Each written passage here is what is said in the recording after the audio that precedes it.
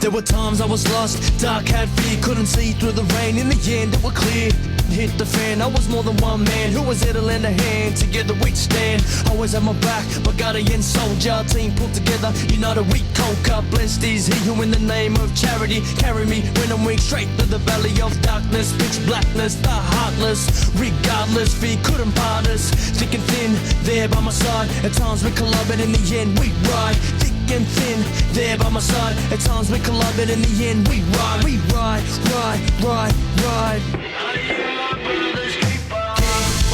Holding strong, united we stand, divided we fall. Together we belong. I am my brother's keeper. Keep on holding strong, united we stand, divided we fall. Together we belong.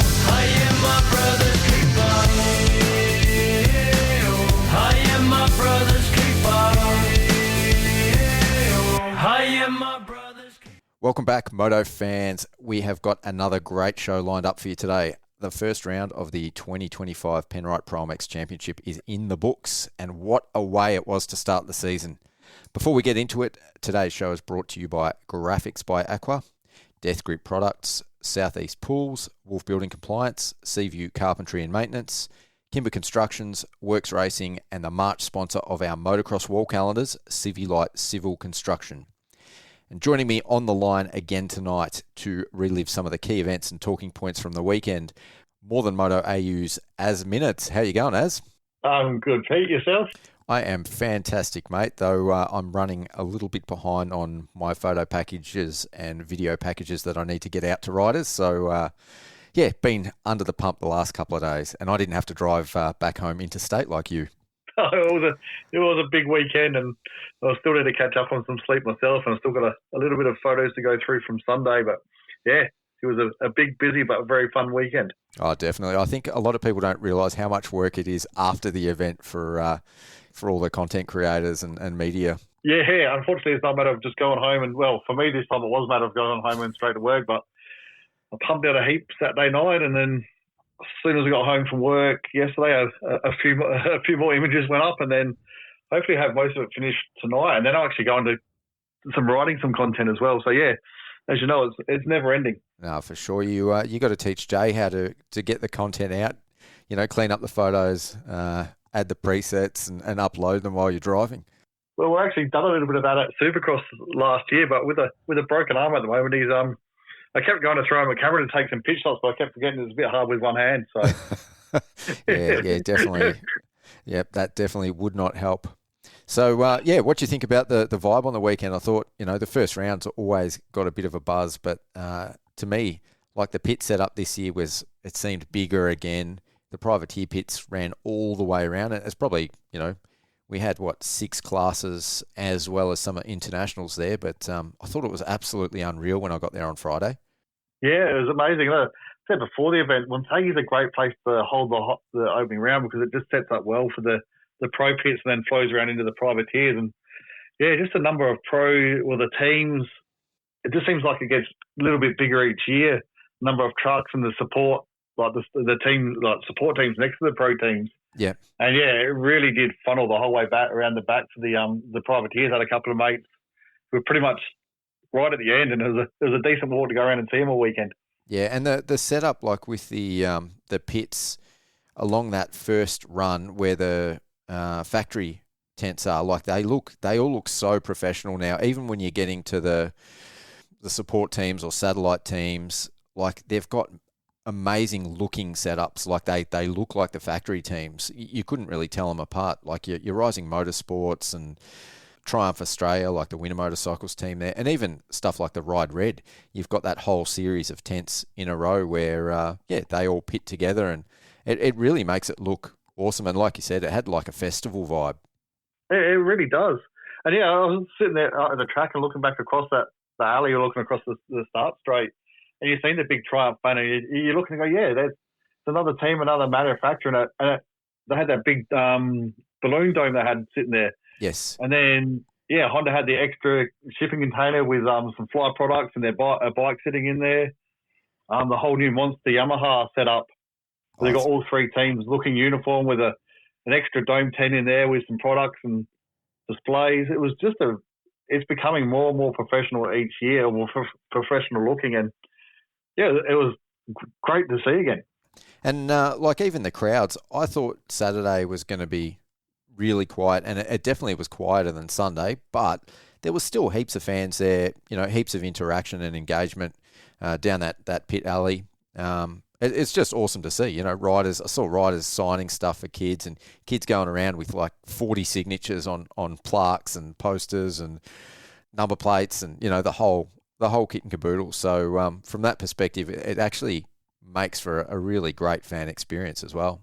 Yeah, it really does. You actually just walk in a line from factory team to factory team, and sitting in a massive, there's actually 2 rows, and you walk right down the middle of everybody. So yeah, it's so a great accessible place for the first round. Yeah, it is. It really is. And obviously the weather turned it on this week. It was near perfect, really. The track was really, you couldn't ask for a better first round than what we got. Definitely this weekend. The track and the conditions, I thought, especially the weather, was very un-Wonthaggi like for a ProMX national. It sort of was. It's just amazing because I've always gone to that place. The contrast from the dirt to the sun makes it a little bit difficult to shoot. But there was some sunlight. There was some bit of cloud cover every now and then. Photos were coming out better than usual there. Yeah. The crowd rolled in Sunday, and as you know, I hit you up for a couple of spots to actually shoot back so I could actually get the crowd into some of my photos because I was struggling a bit there for a little while. Yes. But yeah, the atmosphere in the crowd that rolled in Sunday, it was just unreal. The track, when we got there Friday, it looked like it was going to, they copped a bit of rain and it looked like it was going to be a bit deep and soggy. But they, not sure what they've done Saturday night, but it was absolutely perfect Saturday morning. We didn't even have, normally you go there and you struggle to shoot the riders because they're covered in that black sand from the first corner of practice. But there was no dust, but the bikes weren't getting covered and the track was starting to create lines and get rough early in the piece. It was, I'm not sure what they've done, but they really nailed just about every aspect on the weekend.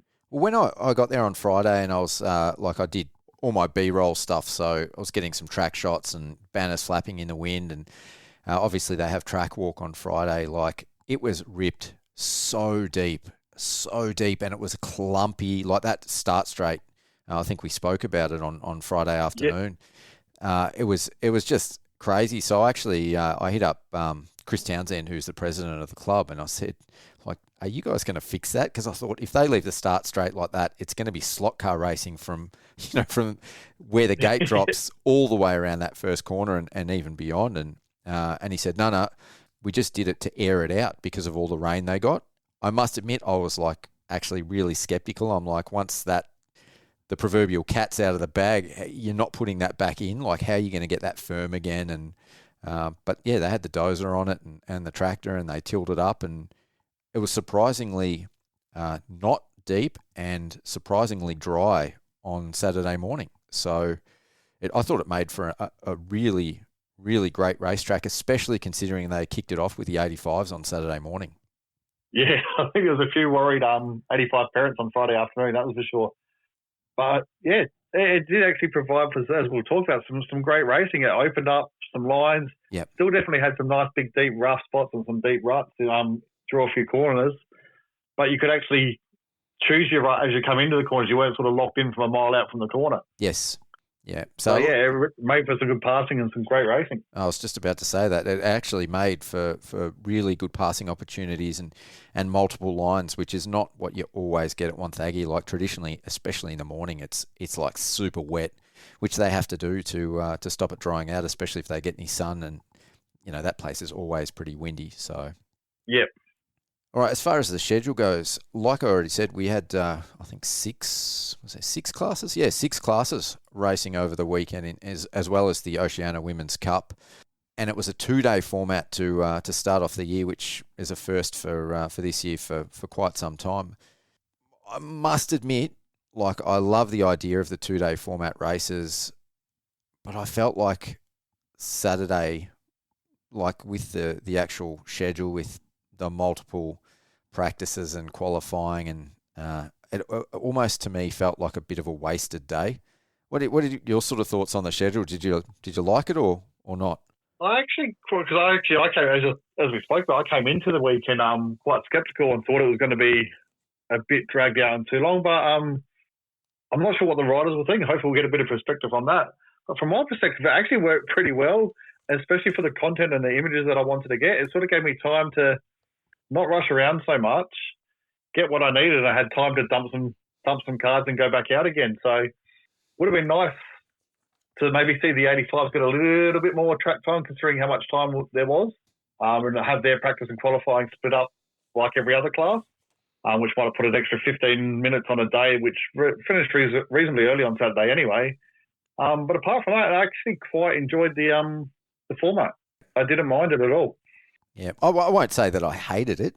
I just would love to see a moto for MX3, MX2, and MX1 on the Saturday as well. Yeah, and that for sure. And like you said, the day finished early, so I know Sunday's a massive day for everyone and all the volunteers and the flaggies and all the crew and officials, but at the end of the day, it still would only be 2 days in a row that they've got to be out there, and I guess I'm a glutton for the racing, especially when it's so good.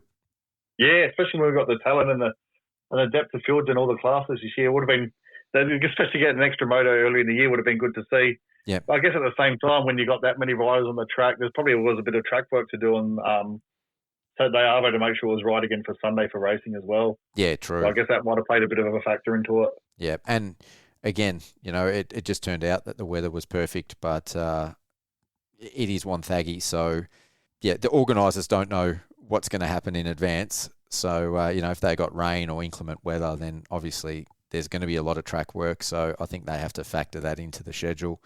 Like you said, you can't just look at it now in hindsight and go, well, it was such a perfect weekend and the track was pretty good. You didn't need to do much on Saturday night at all to fix it up. So yeah, that's it. I think they got pretty lucky in that regard, but they probably had to do a lot more than they were expecting to do on Friday night to make up for that too. Oh, for sure. All right, so as far as the racing goes, we'll start off with the international class, the FIM Oceania Women's Cup. Amazing event. I didn't know what to expect coming into it. I think we had 38 women on the gate because it was obviously mixed in with our MXW class. So we had 4 international teams of 5 riders each, including Australia, and then, the rest of our MXW ProMX class. But yeah, what did you think of the Oceania Women's Cup? It was even better than I thought it was going to be. I didn't realise there was that many internationals over. I didn't realise there were 5 rider teams. And they had 5 riders from the US, 5 from New Zealand, and then another 5 for the African team. So, and obviously the 5 Aussies. So there was 20 riders involved just in that little cup itself. Or a little cup, it was a big international cup itself. So, yeah, it was quite impressive. And to see the international talent on track, it definitely brought another element to the racing. And those women are fast. There was a lot of good quality races out on track. Obviously, Charlie was a bit of a cut above everybody else, as expected. Talk a bit more about that in a minute. But it was, it was great to see. And hopefully we see it every year, whether it rotates around between Australia and New Zealand, if they go to the US or other tracks in the future. But I'd like to see it in the first round of the Australian Championship every year, to be honest. Yeah, it was very cool. I interviewed Charlie Cannon at the end of the day, and I sort of asked her, would you like to see more rounds? And she said, no, but I'd love to see more teams come over and compete. And there's already talk of like teams from, I think, France and Britain coming over to race it, which would be, even better. I don't know if they'd be able to mix it in with our MXW class if they start getting too many more riders over. But beyond that, I loved it. I went like through the pits on Saturday and even Sunday. There was so much attention on both the Aussie girls and the international teams. So that was fantastic to see, because a lot of the time I feel like the women's classes are sometimes overshadowed by, especially by the mainstream media and even the fans sometimes. They're almost considered and I think it's wrong, but they're almost considered a bit of a support class, where I think they should be, one of the main classes in line with MX1 and MX2. And I think on top of that, it shined a bit of an international spotlight, beyond the people that were there. It shined an actually international spotlight on the ProMX as well in our domestic series, which it's going to attract a lot of eyes that the ProMX wouldn't have otherwise had. So I think it was just a win on all levels. it really wasn't. The amount of, as you said, the amount of effort the teams went into was great. Even that's one of the first things Jay noticed. He goes, look at all the American bikes. Like they all had some big American livery and the American flag down their side of their bikes. They really stood out as you knew who the USA riders were on track just from their bikes. Yes. And it looked good. And I didn't realise at the time all the American media outlets were covering it. Yep. Racer X had coverage there. I've seen stuff on Vital and MX Action. So it really did draw some more attention to the Australian scene and the Australian women's riders and the international women's races. So it was a massive positive for the sport. No, totally agree. Okay, you mentioned it already. Charlie Cannon's dominance. You said you sort of expected it. I didn't see that coming. I know a couple of these American women, and I've sort of followed them on the periphery a little bit. Like riders like Jordan Jarvis, like she's qualified for the AMA Nationals, like top 40 before and raced the AMA Nationals. And like Charlie's an absolutely outstanding, amazing, brilliant rider. But I thought that some of these international riders, especially the Americans, were going to be a lot more competitive. Not that they weren't competitive, but I thought they'd have a lot more for Charlie. But aside from that as well, I was stoked at how competitive our other, especially Aussie girls, were competing with those Americans. Like it really shows that women's racing in Australia it's pretty much a world-class level, isn't it? Oh, 100%. And I've always, like I've watched Charlie race. I've actually watched her a fair bit from the junior racing up until she's got to the seniors. And seeing her the last couple of years, I actually thought she would have dominated. Obviously, she's dominated and won everything, but I thought she would have been winning races by a lot bigger margin. And I always wondered if she probably doesn't have to ride at 100% to win in Australia. But I think on the weekend, we've seen her riding at 100% and what the difference really is. She was winning. Last year, she was winning. Sometimes she would win a race by 40 seconds. Yep. But I think she was close to lapping up to second or third, the third place Australian rider in a couple of those races on the weekend. Yes, yeah. It was just she looked different on track as well. It looked like she was riding, still looked completely in control and like she was never going to make any major mistake. But it's probably the best I've seen her ride, the fastest I've actually seen her ride in person. Yes, yep. It was pretty impressive to watch. I totally agree. And the other bit that I really liked about those races was I find with our MXW class sometimes they sort of string out a little bit and there's not always, really close battles. But with all those international riders in the mix, it was just non-stop action, non-stop battles. And some of those women were getting so aggressive in their passing and their blocking and it was just unreal to see. It was like a real show. Yeah, if you look at the lap times, well, even one of those was like Lachlan Turner had a lap time which was pretty similar to Charlie. Well, I'm not sure what race that was. No, sorry, that was just the warm-ups. It wasn't the race. But the racing, yeah, it was. There wasn't much time difference between the rest of the women on track, and it made for some great battles, and the results were mixed up in every race. Yep. You could see the frustration when they went to past lappers. You could just see the intensity was there, and they just wanted to do the best they could. Obviously, the Australian girls for the the local championship, but also how hard they were just trying for their country and how close the points between Australia and America ended up in the end. Yeah, yeah, and it really could have went either way depending on a couple of little mistakes and late race passes. Well, after day one, the USA girls were in front, so the Aussies had to claw back, and part of that was a small incident in race 2. I think Kylie Stallings was battling basically for second and third. So Charlie was in front, and then Taylor McCutcheon and Kylie Stallings were battling sort of in that second and third, and Taylor got past her and Kylie ran into the back of her and went down, and that changed sort of the whole result. Threw a spanner in the works. She had to make her way back through the field. It was very, very cool.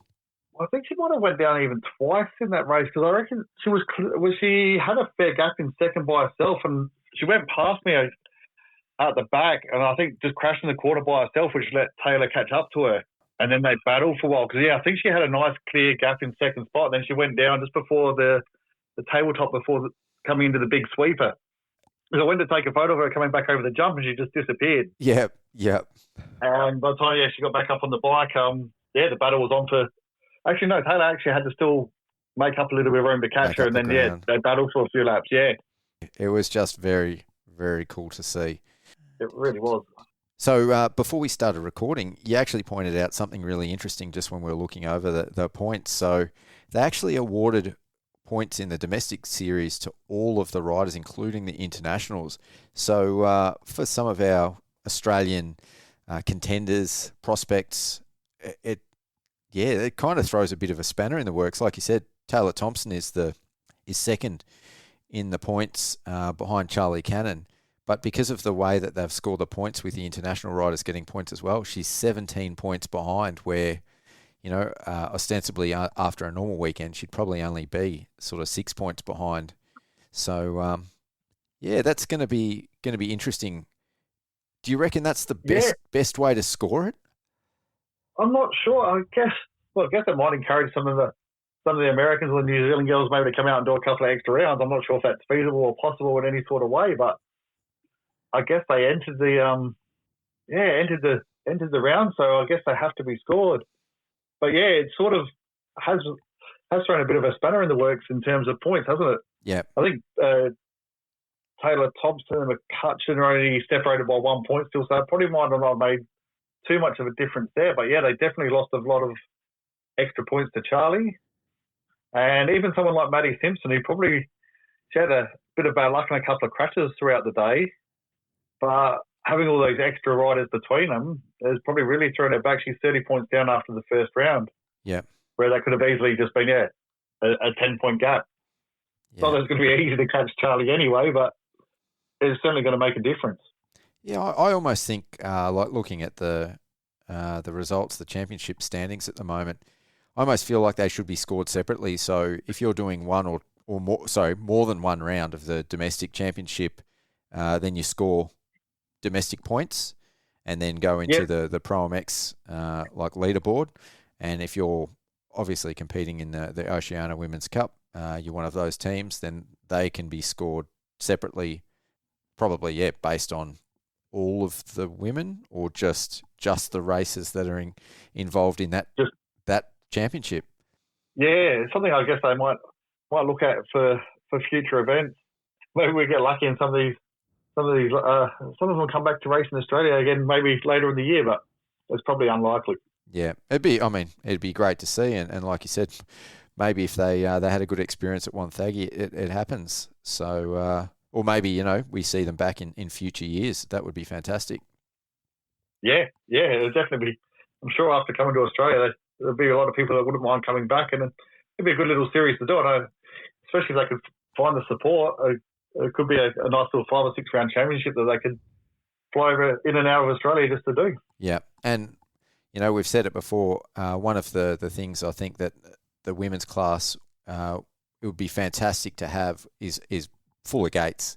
So 30 to 40 riders. Typically, we get sort of 20 to 25 would be a great gate.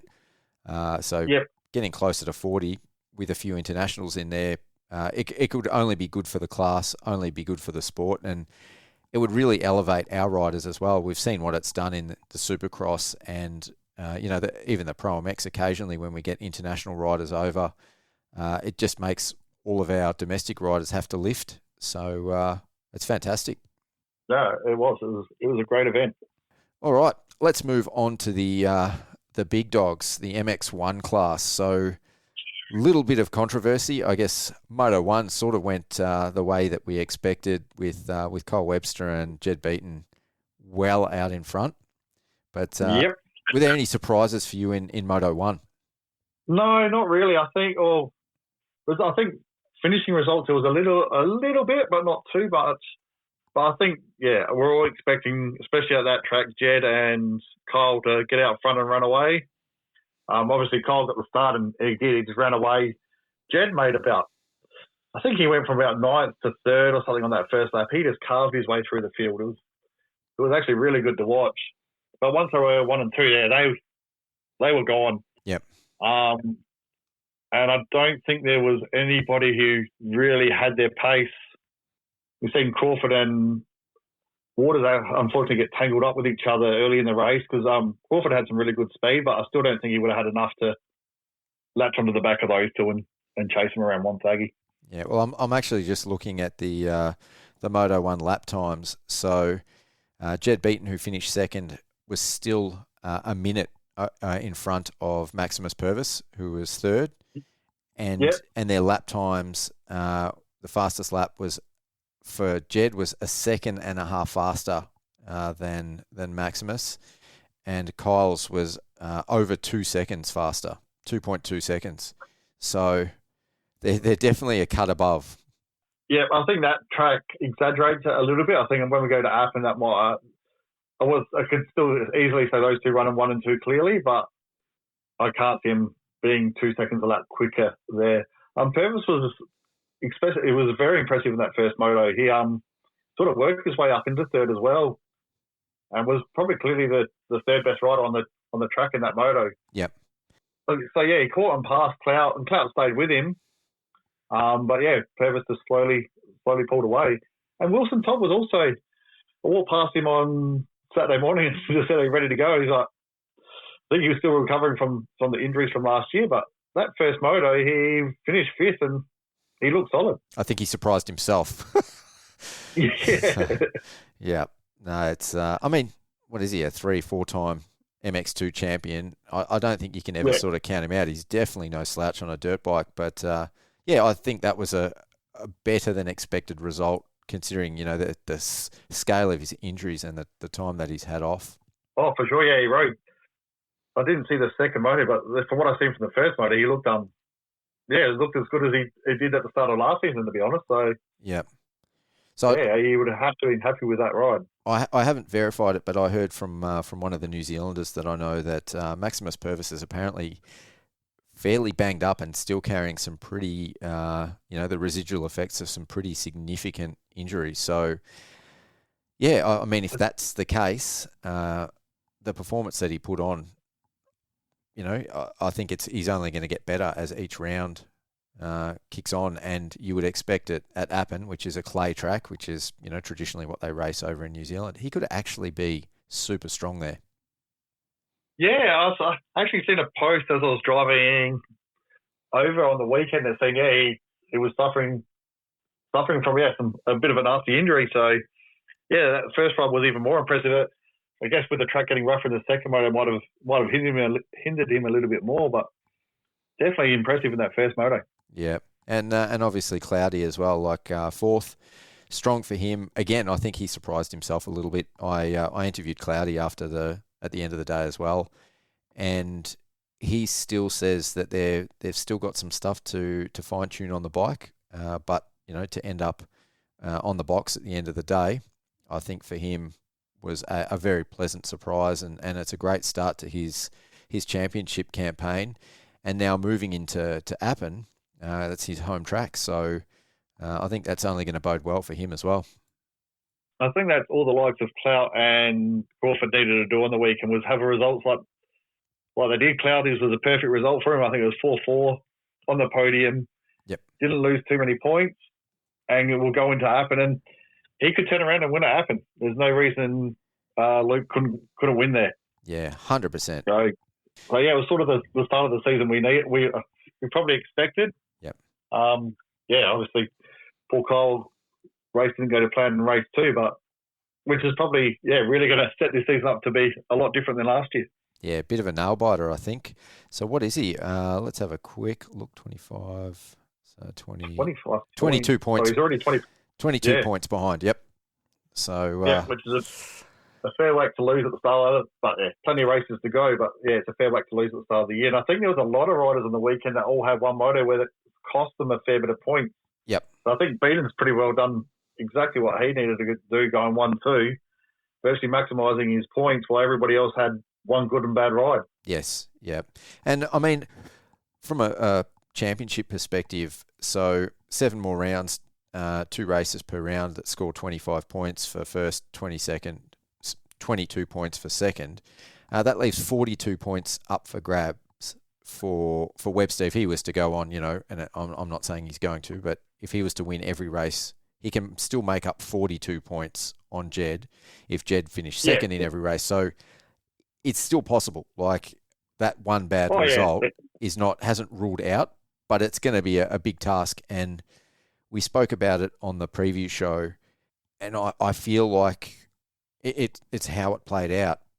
Jed is definitely, to me, looks stronger this year than he was even last year. Like he's back to sort of how he was at the very end of last year. And I feel like in that second moto that with Webster chasing him, Webster had to push 110% to match sort of Jed's 100%. And so before he crashed, I was standing in that big bowl turn near the car park, so looking at the up ramp of the start-finish tabletop. And he got so out of shape. He was like obviously trying to close that gap to Jed. He got so out of shape. And I thought when I heard he went down, that's where he'd gone down, because he came off that jump like all over the shop. But he obviously saved that and then crashed, a couple of corners later in the rollers there. So, that was a huge crash, wasn't it? It was. There was one of two big crashes that Jaden pointed the camera in my direction while we were driving home on Saturday afternoon. He's like, Dad, check this out. Yeah. There was that one, and obviously the one in MX2. But that was a massive crash. And I'm so happy that he's obviously banged up, but that he's able to walk away from that without any major injury, because that was, man, he's got to be made of rubber. Yeah, he got injected off that bike. Oh, yeah, that was like I think every motocross rider's worst nightmare, and he got straight back to his feet. Like there was like no delay. So that's unreal. Nah, he's a racer through and through. But yeah, unfortunately the bike was absolutely cactus. So that was Moto 2 done for Kyle Webster, unfortunately. So yeah, he's going to have a bit of an uphill battle now. Yeah, for sure. It sort of sucks to say, because it's going to throw a completely different dynamic onto this whole season. So I guess we're still going to get through the next couple of rounds to really see how things are shaping up. But he's got a lot of work to do now to claw those points back to Jed, who looked solid all day. Yeah. What did you think of Crawford? He kind of didn't stand out to me too much. Like normally he's got a very sort of flowy, showy style. And so like normally I definitely like he catches the eye, but I just felt like he just rode solid, and it was not like it was just solid. Yeah, well, when they came past me early in the first moto, I think Waters was just in front of me, and they're still in pretty big group. And Waters comes through the rollers. I thought it was shit. Waters looks really feisty. He looked really racy, and Crawford come through as well, and obviously they clipped each other up. Well, I'm not sure exactly what happened, but they were both down about 2 seconds later.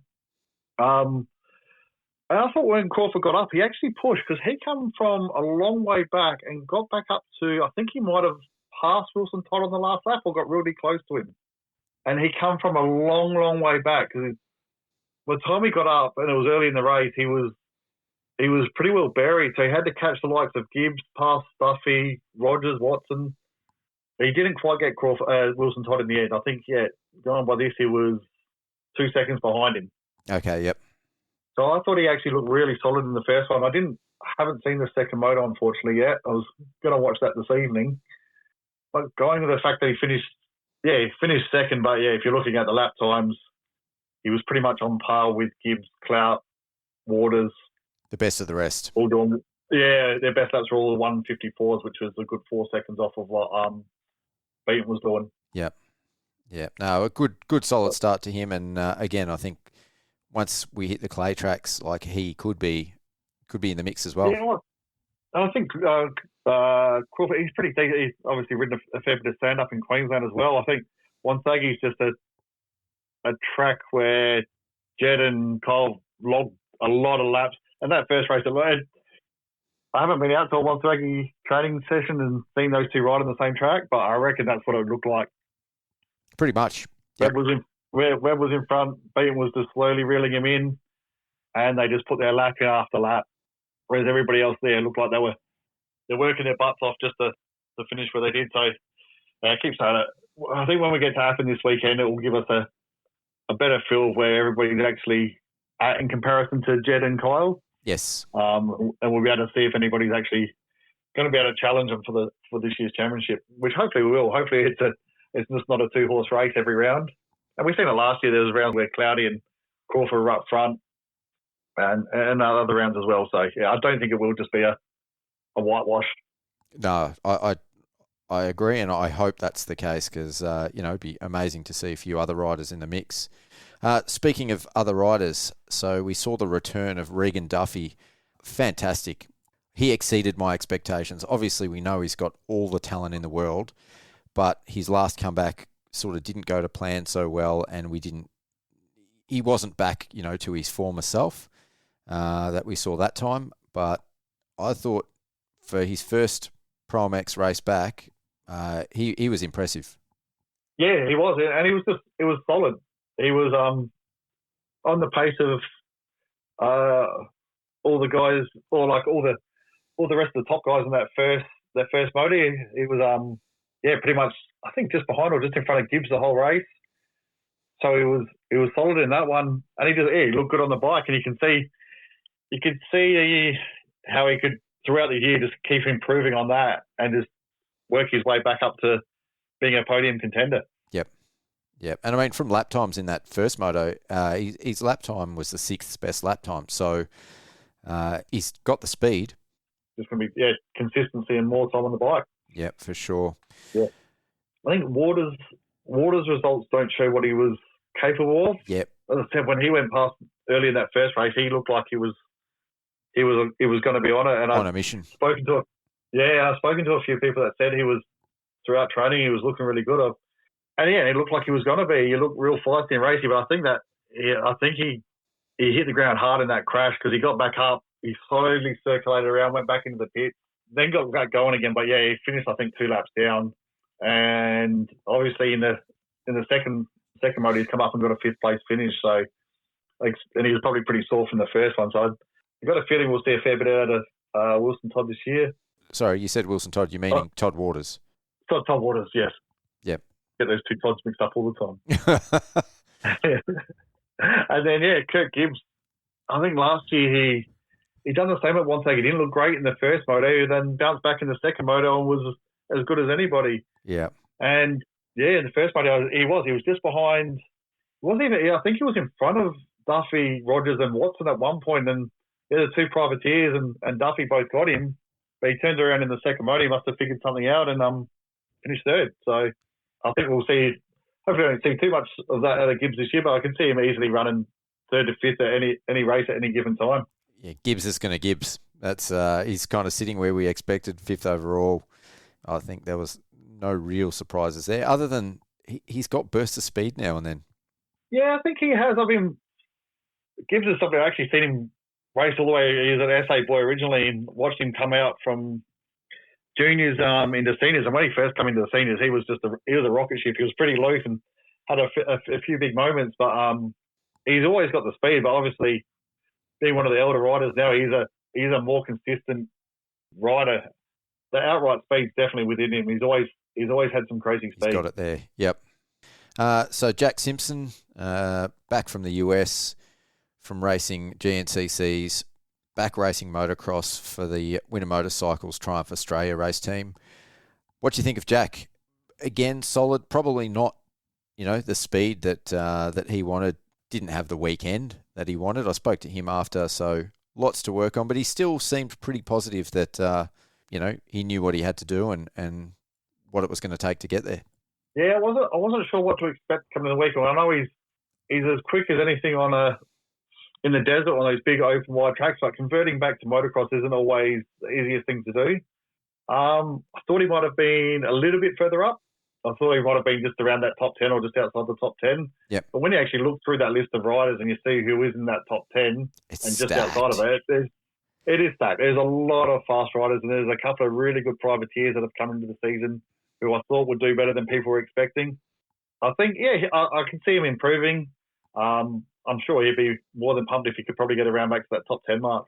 Yeah, so one thing he did say was that, he was pretty much just finding his groove at about the 20-minute mark in the motos, which, when you're doing hours-long races, that that's his bread and butter. I think if he can work on his sprint speed, because obviously all the skills are there that he needs, that sprint speed and intensity, I expect we're going to see him, like you said, up far closer and probably within that top 10 range moving forward. Maybe, it might take a couple of rounds, but I think he's going to get up there. Yeah, I think if they were 40-minute motos, it might be a bit different. But yeah, he's and the tracks were a little bit wider and faster. But yeah, I'm sure he'll improve as the season goes by and he gets back into the motocross groove. Yeah. Just a couple of notable mentions. Levi Rogers, fantastic result, 6 overall. I think, I hate to say it, but I think the beta last year was holding him back. He's on a Yamaha now for Caloundra Motorcycles. And I think we're now seeing, what he can actually do on a motorcycle. 2 strong finishes without mechanical issues or anything else. That's a really good start to his campaign. Spoke to John Hafey, who he's working with just before the season started. He said, "Yeah, Levi was back on a Yamaha." I think I said in our pre-race podcast that I thought he would be the one to challenge Zach Watson for the top privateer this year. And yeah, I think he's going to do it. He was very solid in both races. His best lap times only a couple of seconds off the factory boys, or pretty much really on par. And I think, again, a rider will see do even better on other tracks as well. So he's definitely one to keep an eye on this year. And the type of rider you could easily see slide into a factory ride into the next season. Yeah. And, I mean, the battle's on because him and Zach Watson, who we'll get on the show shortly, they're actually tied on points. So yeah, and there was nothing between them. I think their pace was pretty well on par all weekend. And Watson finished 1.1 seconds behind him, Levi in the second moto. Yep. And I think Watson just got him in the first moto. So yeah, the first moto I was watching I think it was Watson, Rogers, then it was Duffy and Gibbs. And I was just watching the 4 of them in the closing stages of that first moto. I was just waiting for somebody to put the sprint on and try and change the results, but they were just all putting in lap after lap and sort of the gap stayed the same. So I think there's going to be some really good battles in the mid to the back of that top 10 all year. Yeah, and a couple of privateers that stood out to me that, I think have put in a lot of work in the off-season and are looking definitely a lot more spicier and in that mix for that, that privateer battle, if you want to call it that. So Liam Jackson, 13th overall, really solid start. I know, he's still finding some stuff on the that 25 Honda that he wasn't gelling with 1,000%. So I think, that's a really great start for him, and he's got some room to move. Cody O'Lone had a one bad moto, but would bounce back. I think he got a 12th or 11th in the second one. So 12th in the second one. Yeah. Yep, that's really good. And Chandler Burns, first year on a 450 on the Ride Red program, made it into Superpole. I think, what was he, 7th or 8th fastest qualifier to come into Superpole. So, we know how much talent that he's got. And, it would be great to see him find the confidence to be able to get the results that I think he's actually capable of. Yeah, he qualified really well. I think he got a bad start in the first one because I was keeping an eye out to see where he was, and he came past pretty well buried in that pack, or pretty well near the back of the field. So I think if he can get his start styled, and he's showed in qualifying that he's got the outright pace, so expect to see some more out of him this year. Yep. And also, I think Joe Evans not sure what happened in the first moto, but he was a fair way back, but he bounced back and got 11th in the second moto. And Hugh McKay. Yeah, from Tasmanian. Yep. Again, he was another one I mentioned before the first round, and I thought he would do well. And he's another rider you could see pushing around that top 10 throughout the season. So I reckon the battle for the top privateer this year is going to be a race within itself, and they're going to be in the mix of the top 10 each week. So yeah, it's definitely going to be one to watch. A good little race within a race to watch this year. Yeah, definitely. And another one, just finally before we move on, Bryce Ognenis, the 2-time Victorian champion. I think his results on paper don't sort of show what he's capable of, but I think he's going to be in the mix with those guys as well. He's looking really good and strong on that WBR-backed ride this year. He's previously done it as a privateer, and I think he's come in fitter. You know, he's done a lot of riding and he's got the equipment and the support. So I expect to see him up in that mix as well. Well, that's a good little program that the WBR guys have got with their own. Obviously, they've got their factory team that they run with the Monster Yamaha WBR team, but they have their second team, which is their shop-based team, with still the Bulk Nutrients sponsorship on them. It's a good looking outfit, and they got some really handy riders in the MX1 and MX2. Yeah, for sure. Well, before we move on to MX2, let's get Zach Watson on the line. All right, our first rider on the line coming off a PB for the opening round is Rising Motorsports, Zach Watson. Welcome to the podcast, Zach. Hey, yeah, thanks. No, thanks for having me. So, how was your weekend? And first of all, how'd you go getting back to Queensland? Did you made it back all safely? And Yep, made it back all good. We as always some flight delays, but that happens. But no, my weekend was quite solid. It started out a little bit rocky with qualifying and practice. So I think I was sitting just outside the top 10 in those, but I was able to turn it around for the Sunday and ended up coming away with a pretty decent result. Oh, fantastic. Well, you guys have just changed to the Triumph for this year. Have you had any sort of pre-season races to sort of flesh it out a bit?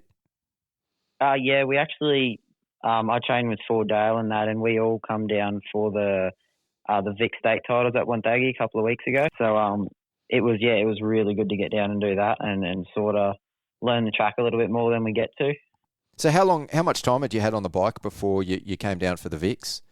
Probably 2 weeks. I think I was on the bike for. Oh wow! So very new. Yeah, it is quite new. I think I've only had it for a month, or just over a month. So what's been sort of your program in that time? Have you been doing motos, or you've been spending more time testing and getting it set up? No, we sort of just test within the motos. So sort of get the suspension out, take it to Casey, or his name's Casey, he works at 2O Motorsports. He's been a massive help with the bike and getting it set up. But just do our days of motos, take it out, change whatever we need to, put it back in and go again. So the pre-season training didn't really change to adapt to the bike, but I think obviously with bike time and that we've been able to get comfortable. Yeah, yep. We were a little nervous coming into the season, obviously off the back of a great year last year, but coming into the season, jumping on a new bike that late into the program. I know, like in conversation with Dad and that, we ummed and ahed about it a little bit, and I was a little bit worried to start with just because it was such a new bike to everyone. So we were worried, but then once I got on it, I felt comfortable and I was riding really well at training. I got some good guys to gauge off at training, so it all went pretty smoothly. With a lot of other manufacturers and stuff, like when teams especially switch to different manufacturers, the bikes will obviously come with some baseline data and you get some information of a good starting point for a rider of a professional level caliber as far as bike setup and suspension and sag and all that goes. Did you get any of that information with the Triumph when you guys switched over, or basically you're just starting with a completely blank canvas? Yeah, no, we're pretty much starting with a completely blank canvas. Like my first ride on it, I sort of broke it down a little bit and just really tried to think about what the bike was doing. Yep. From there we nearly nailed the suspension setup straight away and got it handling quite well. And it's all from scratch, so it's all just research and development on our end as well. That's unreal. So was that on stock suspension? Yeah. So the suspension was stock. I rode it on that for a while, and then obviously we got it beefed up a little bit to handle the big bumps at Wonthaggi. So yeah, for sure. And I was going to say, how much confidence that give you going into the rest of the year, knowing you've only just jumped on this bike and you're already starting to gel with it, but you've still probably got a lot more you can figure out and work with the bike, because you've had a great result to the first round. Does that give you a fair bit of confidence heading to the rest of the season? Yeah, definitely. Being like my best result yet at the first round, and then it all like being on a new bike, a stock bike. It's quite a big boost of confidence. So have you got any sort of planned work for the bike as far as suspension or engine work goes, or are you just going to keep riding it the way it is and chipping away at setup? Yeah, probably just keep chipping away at it, do little things here and there. Gav, which is the team manager at Rising, between us and suspension guys and stuff like that, we'll probably just do a little bit of testing between each round and try and get a little bit done to it. But honestly, the bike's pretty solid, so I don't know if we'll be doing too much just yet. That's unreal. I've heard that about the 250s, like in the last couple of years when they've come out, and now the 450s as well. It's just unreal that a bike, you know, that comes straight out in its very first year as a production racing bike can be, so close to, you know, what riders are looking for.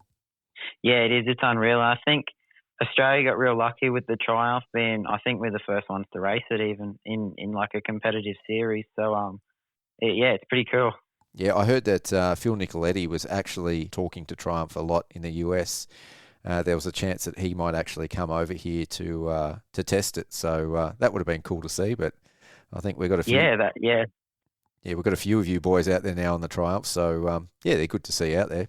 Yeah, no, I think there was a couple in my class and then a couple in the 250 class. So it's good to see that. I think the sport sort of needed it too with all the issues they're having. So yes. So talk me through your races on the weekend a little bit. You had very consistent results, but you know, how do you go at Wonthaggi, and do you like that track? Yeah, look, I quite enjoy the sand. I've always sort of enjoyed it. Like, we grew up riding Coolum a fair bit, and I don't know, once you learn to ride sand, it's quite fun. So the track itself I enjoyed a lot. I struggled quite a bit in Moto 1 just with arm pump. I think being the first race of the year and not racing at that level for, I think it's been 4 months since Supercross now. So yeah, it was sort of not so much ease into it, but get the feet wet again. And then, Moto 2, I felt a lot more comfortable. Just some below average starts sort of hindered me a little bit. But apart from that, no, it was pretty solid. Yeah, I mean, looking through the results and obviously watching the racing out on track, there was a lot of riders that had sort of one good moto and you know, one not great moto. A lot of riders sort of went down or had tip overs. Like, how did you feel out there from that perspective? Like, were you pushing really hard, or were you just trying to get, you know, 2 solid results in the bag and walk away healthy into round 2? Yeah, look, the first moto I sort of, around the 12, 15 minute mark, was sort of just ride it to the end. Yep. Try and just keep it on 2 wheels. After my arm pump set in, it starts to get quite difficult. But the second moto, I didn't seem to struggle with it at all. So it was kind of just get as many positions I could after my shit start. So, so how many positions did you have to make up? Oh, I'm not too sure. I had a pretty terrible start. I think Dad said I ended up salvaging a fair few places out of the first corner, which is good. Yeah. But I don't know. I think I was around about 20th, and I ended up back up to 7th or nearly 6th. But yes, yeah. I think I ended up. And how did you find it on that track coming through? Because like Wonthaggi typically gets quite like slot car-y. Did you find it sort of easy to pass, or was it really challenging? It wasn't too bad. I think the second moto, because it was so rough, it slowed the track down a lot. So you were kind of able to use the lines. You didn't just have to send it in on someone or something like that. But it was quite a lot, I think, better to ride in the second moto. Obviously your results on the weekend were really good, and you were battling up with the pro riders, like the guys on the factory teams. I know you've done that a lot last year too. You're always just either just off the back of them or just nudging with them. But on the weekend, you were right up in the mix.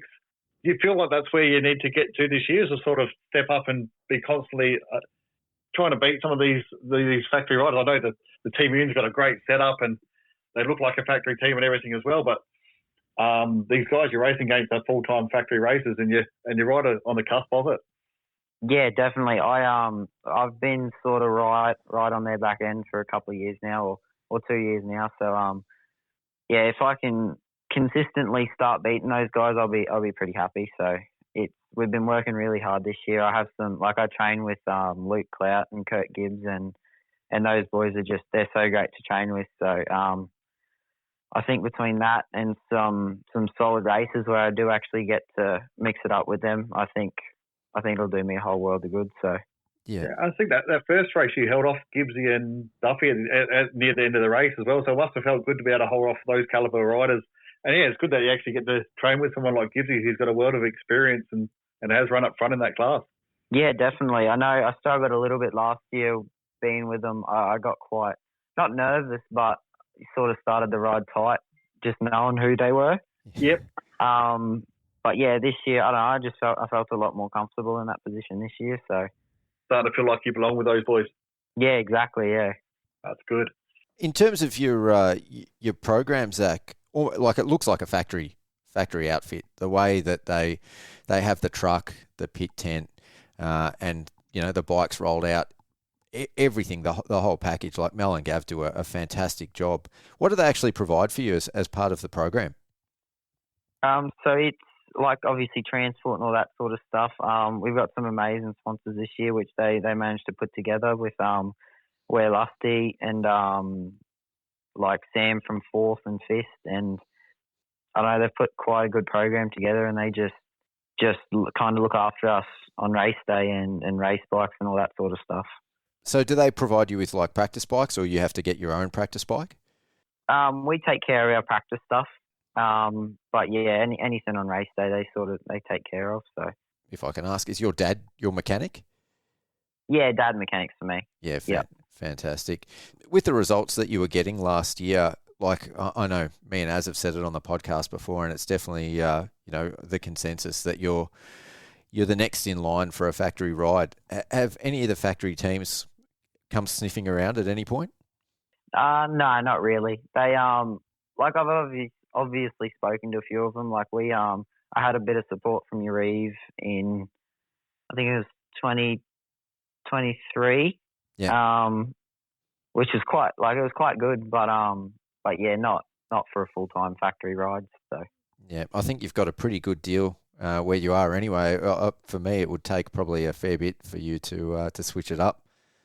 Yeah, definitely. And they're like Mel and Gav are quite driven people. They're really there to help us. So, and I like the whole team environment's really good. So yeah, you got some awesome people under that tent. Yeah, definitely. You fly into the rounds, so it's pretty much it still have a bit of a factory feel with it. If you get to fly into the rounds and they take the race bikes back to the track and back from the track. So does it make the weekends a little bit more relaxing though? You don't have to drive halfway across the country before you go race? Yeah, definitely. I mean, we were, between me and Dad, we did a fair few Ks in the little van before I got this deal. So yeah, it's quite relaxing now. Yeah, for privateer life. Yeah, exactly. Does it give you a bit more time to train and practice as well, knowing you don't have to rush the races on the weekend? Yeah, definitely. It gives us sort of the week leading up. We can still have a solid week. It's not so much all over the place. So I guess for a lot of the privateer riders, they'll be spending virtually that whole week getting everything ready, from the race bike, the spare bike, all their gear. It's got to be a completely different mindset. I know, between like driving, it doesn't matter what you do, you just always end up tired. So that like just get in, sort of, you don't really have to change your schedule or your routine that much, and just it makes it so much easier. At the end of the year, we've got 3 Queensland rounds, because that's obviously where you're based. Have you ridden Warwick up there? Because that's sort of a new track for the schedule this year. Yeah, it is. It's I rode it probably back in 2018, I think, on a 125. That would be the last time I rode it. They've done quite a bit of work to it, I believe, since then. But I think we got the sunny states there in a couple of weeks, so I'll try and get out there and get a bit of time on the track. Yeah, what sort of track is it?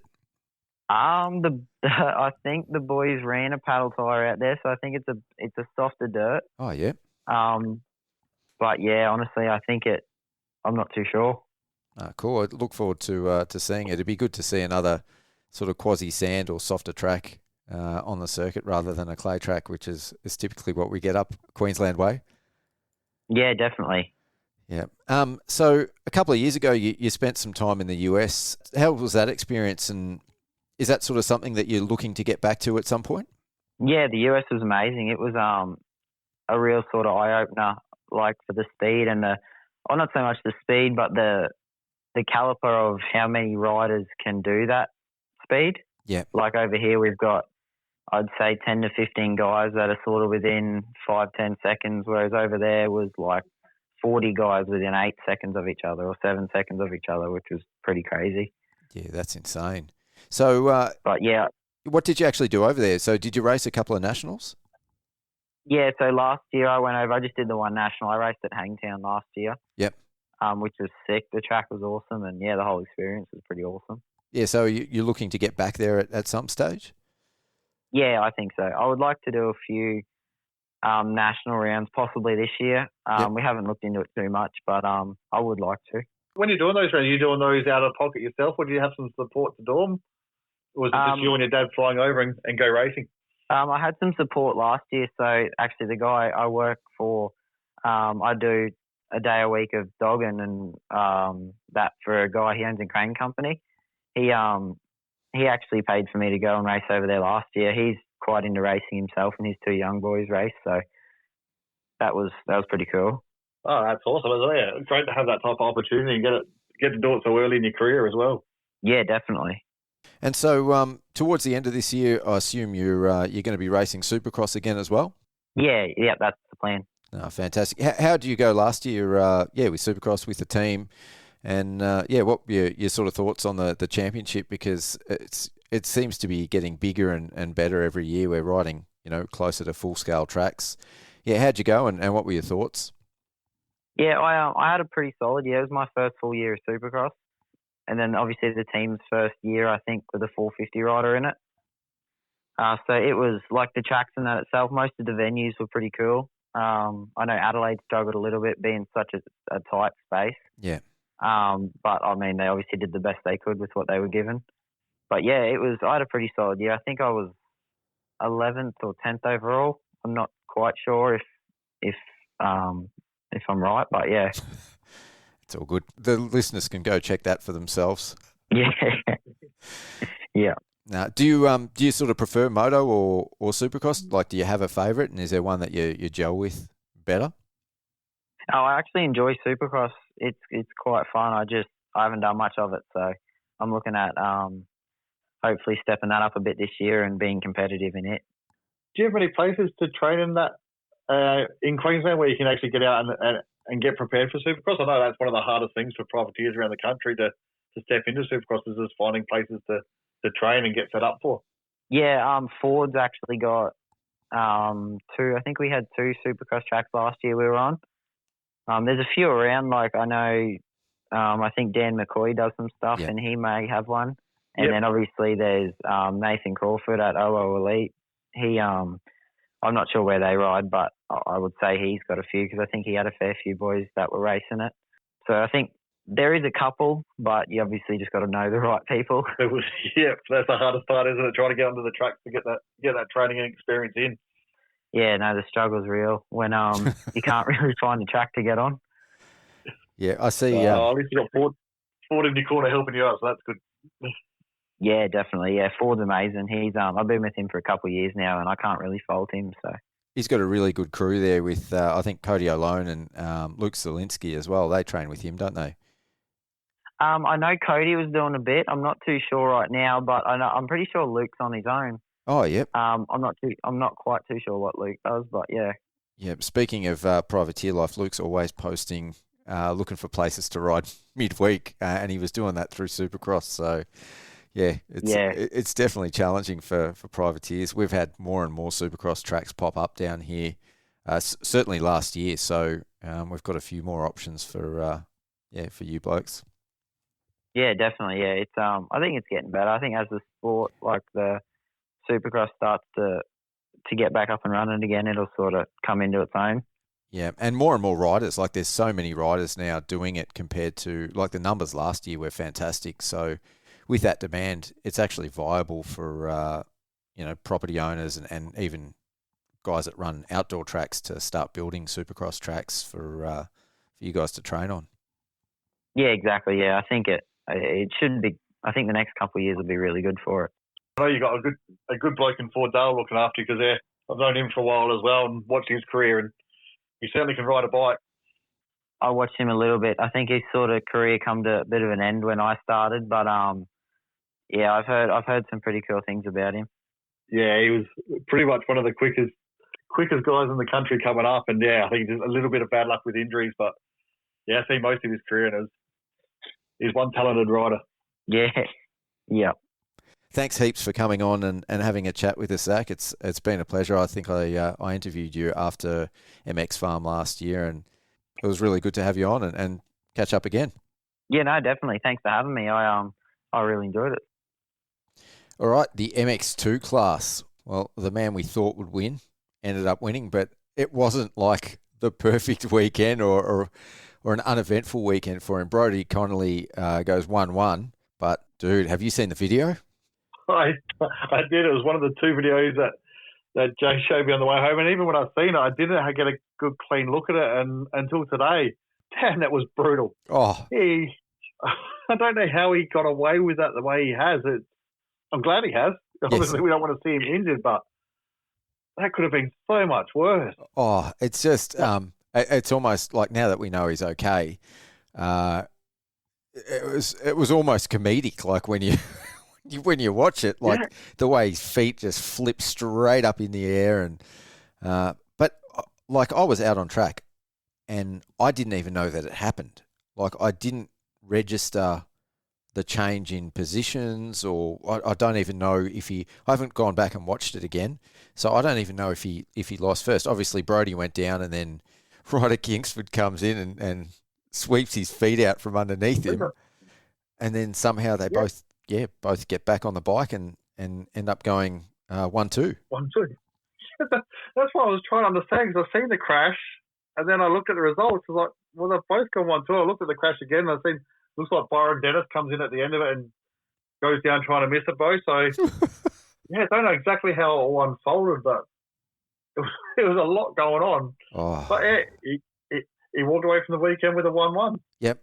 Yeah, and I spoke to Brodie afterwards, and because at that stage when I spoke to him, I didn't even know this had happened, and he looked fine. Like he wasn't like limping around or anything like that. So the dude's like the Terminator. Or Gumby, like just made out of rubber. Just yeah, that could have been so bad. You know, that might not have even been race or season ending. That could have been career ending. The way that played out. Yeah, and well, we're thankful it's not, because he's a rider we want to be watching for years to come. Yeah, like he has got such a big future ahead of him. So look, Brodie Connolly aside, obviously he is just announced and confirmed that there is no doubts that he's going to be the favourite for the championship again, and his desire is to win every round this season. And I think based on that, there is a chance that he has a perfect season. But Ryder Kingsford, we sort of picked it in the preview pod that he's going to be strong, and he did look bloody good out there. He looked really good. Obviously just a little bit younger. But, just looking at the results again, he had actually a slightly faster lap. His best lap was nearly a second quicker in the first moto, which was on lap 3, so it was early in the moto. And even in the second moto, he had a slight advantage in the fastest lap time. So, it's definitely Brodie's going to have to work to win every moto this year if that's the aim, because I think Kingsford, especially heading into Appin, he's got the speed. Yep. And he wasn't that far behind at the end of each moto either, so going to make for a great battle throughout this year, I think. Yeah, I think for the last 2 or 3 years, though, he's had like blazingly fast speed. It's just his ability to put it together for a whole moto or for 2 motos in a weekend, or that's the only question mark with Ryder to be able to compete for the championship, is that he's going to have to bring that speed and intensity and probably do it for longer periods of time, week in, week out. Oh, for sure. Going by the weekend gone by, he's certainly looking on that path. Yep. And if you look at that crash again, if Ryder happens just to be taking a different line and avoids Brodie in that situation, he's probably got a 10-second lead and goes on to win that moto. Yes, yeah, definitely. So he could have easily swung the other way around. He sort of got unlucky himself to clip Brodie's leg, and actually took him longer to get back up than it did Brodie, which is amazing. Yep. So, I think it's shaping up to be a good season, and I don't think it's going to be a 2-rider season either, because I think there's a couple of guys behind them that showed that they weren't far off the pace either. Yeah, well, we know Noah Ferguson can win races when he's feeling spicy, and Alex Larwood, he's back healthy now, looking really good, and the young gun who's just stepped up, Byron Dennis, Yeah, but Dennis looked really good on the weekend. Yeah, and he's a big kid for that bike, so I think for Byron, if he can get a start, which is not always going to be the easiest thing, given his size on a 250, but if he can get a start, I think he can probably run that pace as well. So I can't go past Connolly like that. For that to happen and then to come back and still win the race, that's just he's either just super lucky or he's just superhuman. Yeah, exactly. Exactly. Yep, super lucky or superhuman. So and the way things are slowly heading, I think superhuman might be the more likely of the two. Yeah, fingers crossed. Touch wood that that doesn't come back and bite us, that analogy. But yeah, he's got next level speed and skills on that bike, which we knew, but it still always blows me away when you actually see it. Yeah, no, he's good to watch in action too, and he's aggressive. He's an aggressive rider, which is good to watch.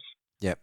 So hopefully we see a lot more of him this year. Yep. I feel like in this class now, like when I look back at maybe Connolly and Kingsford are, a slight cut above everyone else, just generally speaking. They're almost like the Webster and Beaton of the MX2 class. I agree completely. At the moment, they are looking just that they've got that 1 to 2 second or 2 to 3 second a lap, better lap speed. It'll be hard to close in. I feel like after that, probably from 3 to 10, 3 to 12, you could throw a blanket over those guys. There's not one single one after the weekend that stands out to me as being the next distinct guy. I would say, even looking at lap times, probably Larwood and Dennis. Lap times wide, Larwood, Dennis, and Ferguson are sort of in a group by themselves, lap times wise. It looks like Ferguson in the second motor didn't have quite as good lap time, but Larwood and Dennis were probably a second off the top two, but probably had a good 3 seconds over the next group. And then after that, I think you got the top two, the next three, and then it's going to be on for young and old to try and make themselves into that top three group.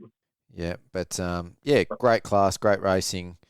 Like looking through the socials and stuff in the last couple of days, there's definitely some riders that were disappointed with their performances in this class that potentially are going to offer more moving forward and as the season progresses. But it's good, Ryan Alexanderson's new to the series, coming back from Europe. Impressive. Yep, definitely he was really good. Seth Birchall and his step up from MX3 already looks like he's should be in the mix with these guys. He definitely looked like he was part of it. So it was a solid weekend for him. When he got 8-7, I think, and it was only a smidge off in that second moto. So his lap times were right there amongst the top five. Yeah, Kobe Burke, he's over from New Zealand. Hopefully he hangs around and does the whole series because. He's a bit of a cat amongst the pigeons with these guys as well. So it's great to see some of the other Kiwis over here. And there was quite a few. I had a media guy from New Zealand, Blake Maitland, send me a list of the New Zealand riders over here, and there's quite a few of them. There's a couple, especially in MX2 and MX3. There was scratching their heads trying to work out who a couple of riders were, and it's like, they're from New Zealand. Like, well, that makes sense. I think another rider that did impress as well was Oland. I think he might have had a mechanical or must have crashed early in the first moto, but bounced back and was 8th in the second moto. So that Rising Motorsport Triumph team's looking pretty good in both classes. Yeah, got some really, really good riders, and even the livery that they had on those Triumph bikes, it was like that old school, like black with flames sort of. Yeah, it took me half a day to realise what was going on there, but it did. It did have that old school, almost like a drag team type vibe to it. No, that was sick. I definitely dig that. Well, I think there's probably a few riders in there who probably were looking to have better days than they did. I'm sure Reece Budd probably wasn't too happy where he finished in both motos.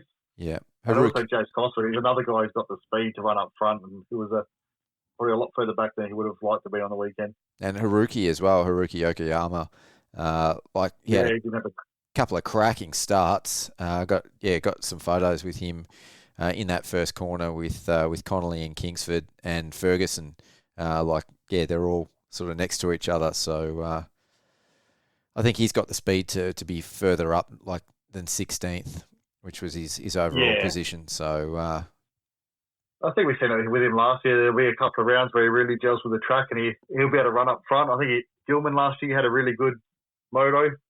I think that's what we'll probably see from this year. Some weekends where he's not quite up the front, and some weekends where he is battling for a podium. I almost feel like when the tracks get as rough and as deep as Wonthaggi is, being a little bit smaller statured, he's at a disadvantage there. So that's sort of where we see he's not as, high performing results.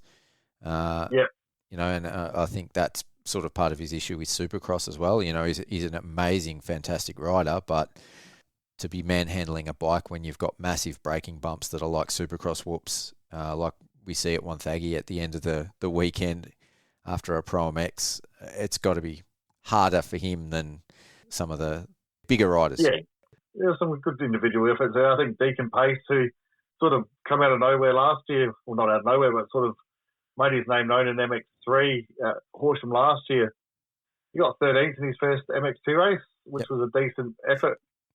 But then it looks like he had a DNF in the second one. So just another young rider who's up and coming and will continue to improve as the year goes on. Yeah, he will. And being over from Western Australia, those boys that come over here, they can all ride. So I think he'll continue to improve as the season goes on. Alfie Jones, the MX2 rider from England, who's over as well, riding for the Go24 team. I know, that wasn't the result I think he was aiming for. But again, acclimatising to that bike, getting the bike set up right, and even just acclimatising himself to our tracks and conditions and the other riders, I think he'll continue to improve as the season goes on as well.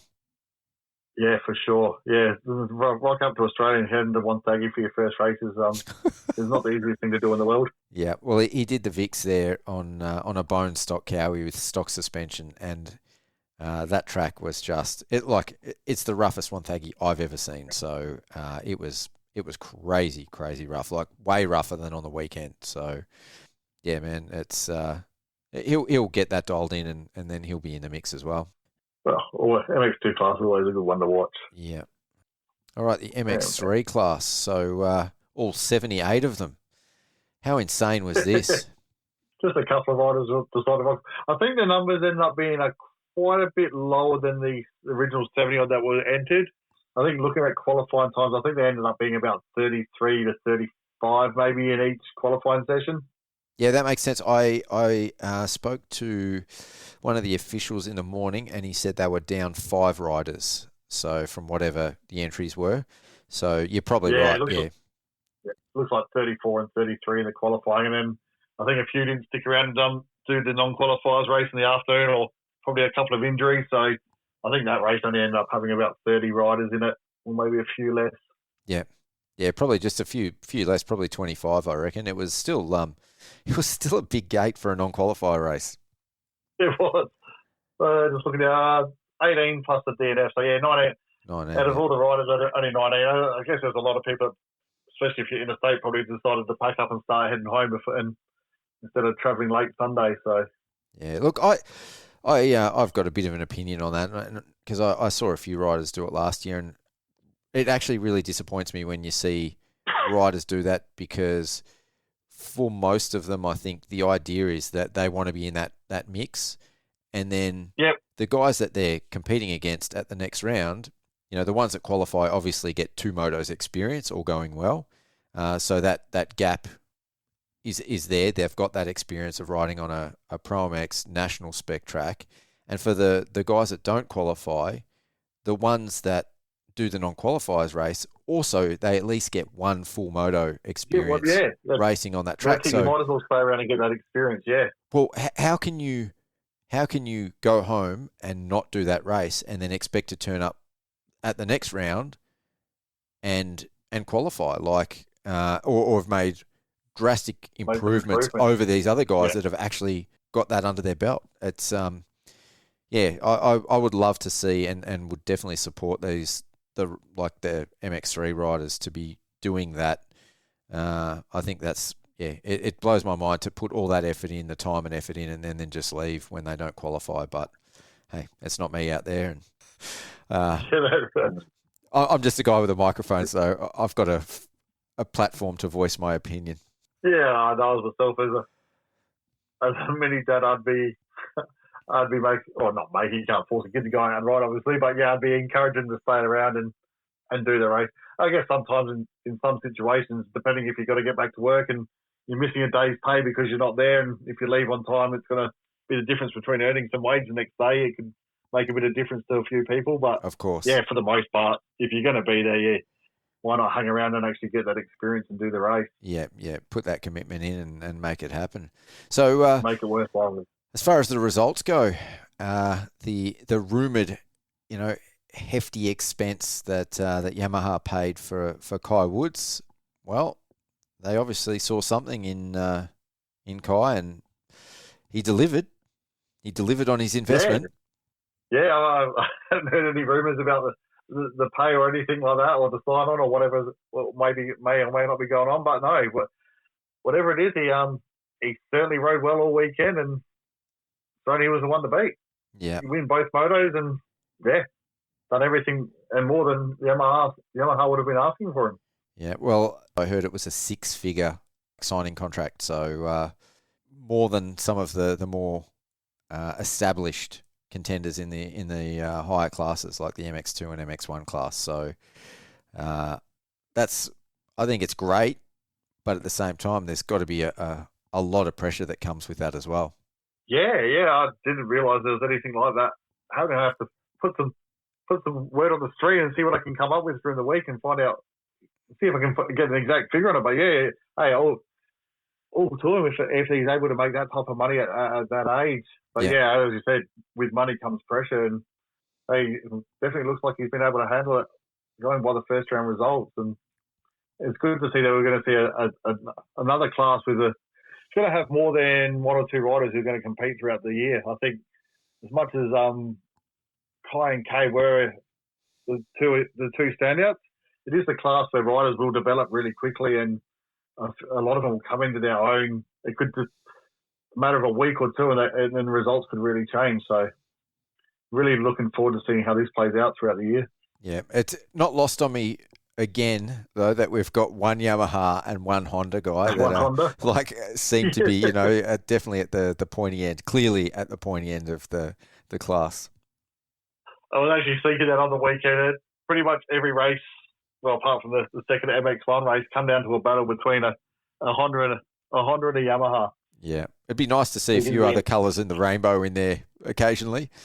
Yeah, but I think it just shows the commitment that those two manufacturers have got for the sport in Australia at the moment. They've really gone after the best riders and making sure they've got everything they need to go and win. Yeah, and I'm sure we'll see other manufacturers step up and keep putting in that effort. And I'm sure they've all got riders who they've signed on who are capable of doing what the Yamaha and Honda riders are doing. But yeah, just at the moment, they're the two manufacturers that are leading the way. It's sort of reminiscent of the early 2000s when Honda and Yamaha were the first into the four-stroke race, and they were going head-to-head week in, week out. So it brings back some old memories of watching racing. All right, so in third place, Jet Alsop. He finished it on the box last year as well at Wonthaggi. I think it was at Wonthaggi. Was that the first time he ended up on the box? I'd have to go back and look. Or was it at Horsham? He definitely had a round last year where ended up on the podium early in the season. Yeah, I can't remember, to be honest. But yeah, it definitely looks like he's going to be one of the riders that can push his top two anyway. He's wasn't too far behind at the end of both motos. And Horsham. Yeah, Horsham was his first Horsham, podium. Yep. So great to see him. He's on the Ride Red program this year, and he's obviously stepped it up. He's been highly touted, I think, for quite some time in the paddock. So he's obviously living up to his potential as well. And it was awesome in that first moto seeing him battle with Kayden Strode, who we're going to get on the line shortly as well for a chat. But Jet was in fourth, Kayden was in third for most of that moto, and Jet just was relentlessly putting that pressure on. So he wanted that third place, he wanted that podium, and he he kept that pressure on until he got it. So, we'll be able to ask Kayden about that and see how it felt from his perspective. I can imagine maybe not so great. Like having the jet put pressure into the whole race was, it could only be good for him though. It would have to be a good experience. Yeah, and look, You can learn from. last year, Wonthaggi was his best result at that time, and he finished with a 7th. So, like a 7th in one moto. This time he ended up with a 4th in one moto, and the second moto went down off the start and battled all the way back to 10th. So I think Strode's, he's putting himself or putting his name out there anyway as being one of the guys that could potentially challenge, at least certainly in the top 5. Yeah, and I think we'll see a lot of these tracks with some of the softer soil here will excel at, and I'm sure he'll come into his own in the hardpack stuff as well. But it was a great ride by Kayden. I've known him only a little bit for a couple of years now. He raced in SA a fair bit as a junior, so it was great to see him put in that performance and just run right up the front and show that he's got the potential to be, especially in his last year of MX3, that he could carry that over into MX2 next year and have a good career in the sport. Oh, totally. And he looked like he belonged up there. That was, like I was getting pretty fired up watching him out there. He's one of the Mental4Moto guys for the second year in a row now. So, absolutely fantastic human being, as well as, obviously very, very good on a dirt bike. But he looked like he belonged, like he looked like he was riding comfortable. He had no issues with the pace, didn't look sketchy or anything up there. So, to be mixing it up, with Jet Alsop, who has got a couple of podiums under his belt, that's a really good sign for Strode. Another one that you mentioned in our preview show, Seth Shackleton with a 5th. He looked good on the weekend too. Yeah, he did. I think the first moto he got a good start and then just slid back a little, so I wasn't quite sure. But the second moto he's come through and got a 5th in the second moto. So he's another rider. He's a bigger set lad as well. So starts might hinder him every now and then, but he can ride. He's a great talent on a bike, and I think he's another one that we'll see up front throughout the year and can ride the bit of WA boy. He's always going to be good in the softer dirt, and I think we'll see him up front or battling for top 5s and podiums throughout the year. Yeah, Jackson Fuller 4th overall. I think we knew he was going to be in the mix this year. He did really well at the Victorian Championships, looked really strong out there. I think he's definitely going to be sort of that podium contender guy, maybe for 3rd, even 2nds for the rest of the season. He's looking really good. Yeah. Same as Jack Devison. He's only a couple of points further back. He's been training with the Beaton's Pro Formula program, and again, I think he's only. I don't know how old he is, but like looking at him off the bike, he looks like a young kid. So. I think he's, a lot of these guys are in their last year of racing MX3. I think Jack, at least looking at him, has probably got a year or 2 to go. So and that's the big thing about this class. You do have some of the older kids who are in their last year are pretty much going to be 18 years old, and they're seniors. Yep. Yeah, they're pretty well established senior riders. And in the mix, you've got 14 or 15-year-old kids who have only just come up to this class who will. And that's the best thing about this is you'll see there could be somebody sitting down in 25th on the weekend or lower, and by the end of the season they're battling for top 5s or top 10s because they've got that little bit older, a little bit stronger, and just develop more as a rider. Whereas some of the older kids are sort of not at their peak, but maybe don't have as much room to grow within the season. So yeah, I think that's what makes this class exciting. It's always a bit of a hit and miss, and a bit of inexperience and some exciting fast speed that gets thrown into the mix. We were giving credit to Kayden Strode before too. Balin Townsend had pretty much a mirror image of Kayden's race, but in his first race he went down off the start early as well and ended up battling his way back to 11th from dead last. So, Balin's been sort of hovering around and sometimes just inside that top 10 in the last 12 months in the championship last year. And then in the second race, he got a better start and finished 7th. So he ended up 8th overall. So 11-7 for 8th overall. But I expect he could very well be up, racing and battling for that top 5 position as well. There's a lot of good riders in this class, and a lot of semi-unknown names, but I think names will come to know pretty quickly. Yeah. Even Seth Morrow, I had no idea who he is or who he was coming into the first round. He qualified fastest, but I don't think things quite went to plan during the 2 races. I think he got looks like about still a 6th in the first moto, and then it looks like a DNF in the second. So I think he might be a New Zealander. He is a New Zealander. I was going to say, I was just waiting for you to finish, but he's a Kiwi as well. Yeah, it's a bit strange because a lot of the Kiwis in the official results must be listed as the state they've either got their MA license through or where they're being based, because he's listed as a Queenslander. That's interesting. I wonder. Yeah, there's no New Zealanders listed anywhere on any results. Yeah, as New Zealanders. So, yeah. So another New Zealander finished just ahead of Seth Morrow was Cody Griffiths. He's a New Zealander as well. Yeah, it looks like there's a lot of Kiwis that come over for the first round at least, which is great to see. But we might need to get on to MA and get them to actually acknowledge that the New Zealanders in the program, so we can work out where they're coming from. Is it concerning that these New Zealanders are coming over and actually, there's 2 of them here in the top 10 on a sand loam track where, from my understanding, that the tracks over there are renowned for being quite hard pack. We've got a lot of hard pack tracks on the schedule this year.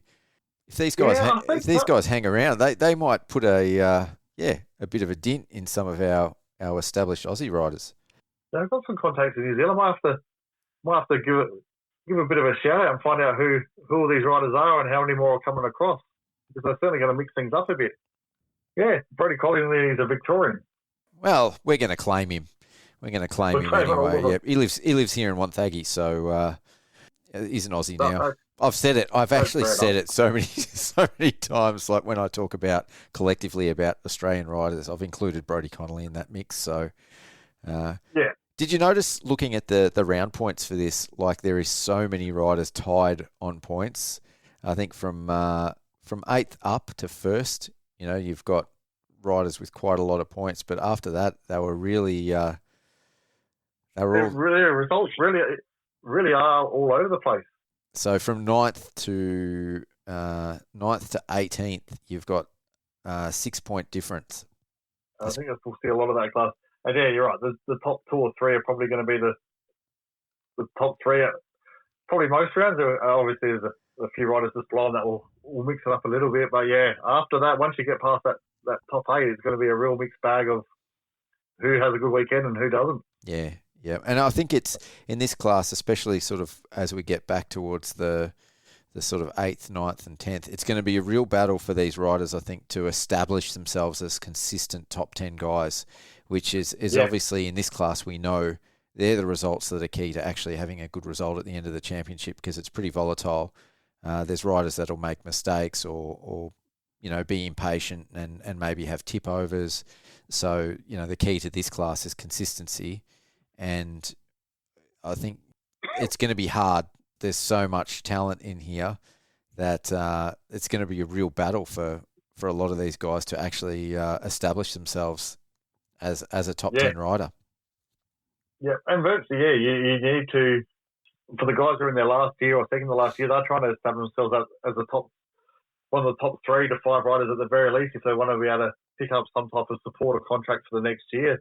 For sure. And for the younger riders, that's it. Their aim this year would be to try and get to around that top 10 mark and be the ones that are seen for next year, going into next year, as the riders that the Hondas and the Yamahas want on their bikes, battling for the win next year. Yeah. So, there's a lot of racing within racing in this class. One guy that I did want to give a shout out to was another Mental4Moto rider, Memphis Trevina. So Memphis has been putting in like a lot of work in the off season. So I think his results last year certainly in no way matched his ability to ride, but he was sort of hovering around that qualifying place last year. Ended up with a 17th overall with a 15th in one moto. So that's a huge step up for him. And it's great to see him actually, get the results that I think he deserves. And I'm really looking forward to seeing, how he goes for the rest of the season as well. And it is always good to see guys like that have those results.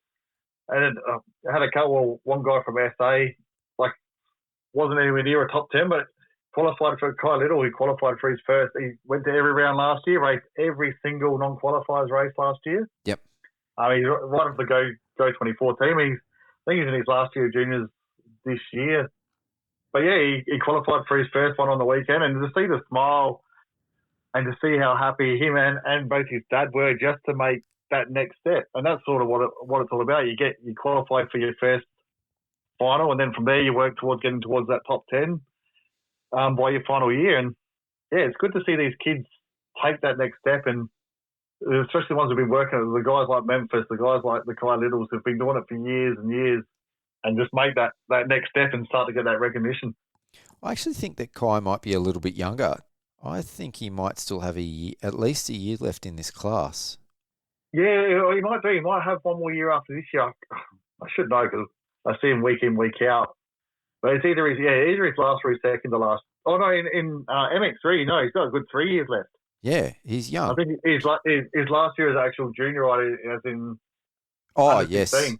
Yeah, so... Yeah. 2009. Yeah, he's 15. Class. Yeah, 15. Yeah. 20. Yeah, he's still 15.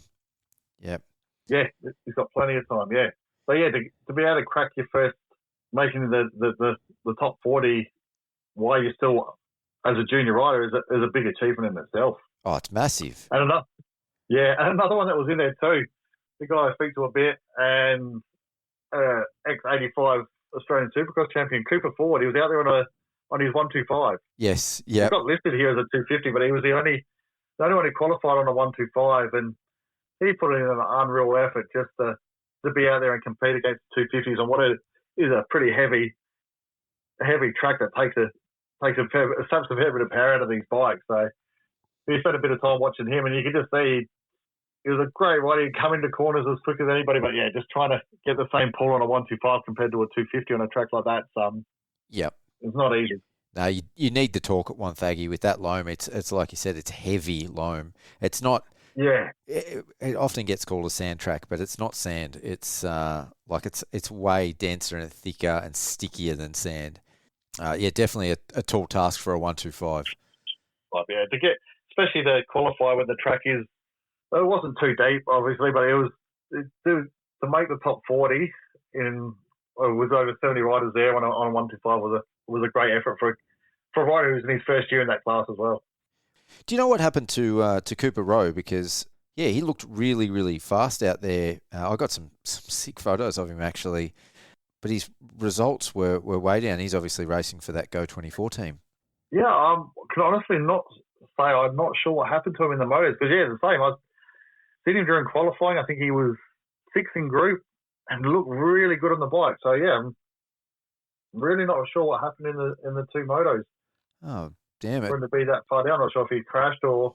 It looks like he's obviously finished both races. Yeah, but he was, like you said, I didn't see him go down or have any issues. Just obviously he did have some issues because, what has he got, like 34th? Yeah, and his best lap time, at least in the first moto, was as good enough to put him up inside around the 12th or 13th, which would be on par with his qualifying. And I've got a feeling, looking at the second moto, yeah, lap times are a little bit further down. Maybe just one of those round one nerves or just getting up to speed with the team and the bike. But I'm sure we'll see some better results as the year goes on. Yeah, for sure. All right, before we talk about the 85cc class, let's get on our MX3 guest for this episode, Kayden Strode. Okay, from the MX3 class, coming off another personal best. He had a personal best last year in the first round at Wonthaggi, and he's backed it up this year with an even better result. Kayden Strode, how you going, mate? Yeah, I'm going pretty well. Felt a little bit sore from the weekend, but overall pretty good. Yeah. Well, you had a great weekend. What did you think about the first round and the track, especially this year? It was not quite as deep as we've seen previously, but it made for some great racing. Yeah, well, I actually really enjoyed the weekend. The Saturday, I don't know, the track seems not like as deep or as wet as years past and stuff, but Sunday, it was just like, every other normal oney. It was nice and deep and pretty ruddy, so I really loved it. It's my bread and butter, so I was pretty stoked with the weekend, actually. So you prefer how the track was on Sunday? Like for me, I thought Saturday looked mint. It was like fluffy and not too deep, but I spoke to a few of the riders and they all preferred Sunday. Yeah, I way prefer Sunday. Like, I'd rather it be super, super rough and ruddy than rather just dead flat. I don't know why. I've always just, I don't know, just, it seems when the track's like this, like everything's more slowed down, I just like excel a bit more rather than when it's just flat out. Yep. If that makes sense. Yeah, for sure. You do a lot of training or have done a lot of training out at Rosebud, haven't you? So that's probably one of the reasons why you're so good out at Wonthaggi.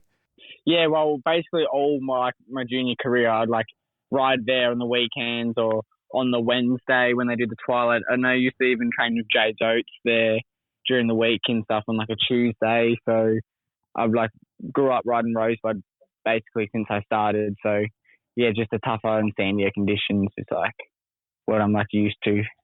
Yeah, we spoke at the end of last year. You sort of said you struggled a little bit on some of the clay tracks through the championship. Have you sort of been working on that in the off season? Like you're looking fantastic on the bike, and like I said, you ended up with a 4th in Moto 1, which was just unreal to watch. Like I almost forgot to take photos, but yeah, have you been practicing on the clay tracks and training on the clay tracks in the off season?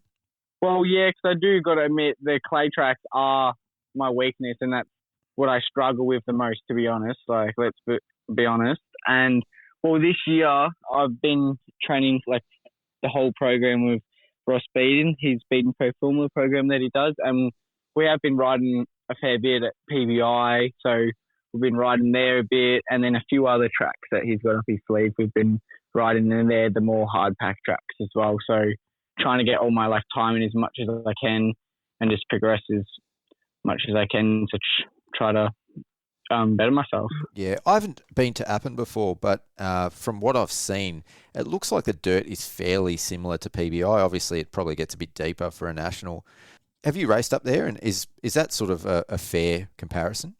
I raced there a couple years ago, and yeah, well, it was actually like a mutter for like the practice and race 1, but then race 2 it did dry out, and yeah, I'd say it's pretty similar to PBI when it's like got good moisture in it. But because on the Sat racing we rode one of the practice tracks that are there. Yep. And yeah, I'd say it's pretty similar. It's kind of like the old style ride park, like before it got like the sandier loamy kind of. Oh yeah. Like kind of dirtish.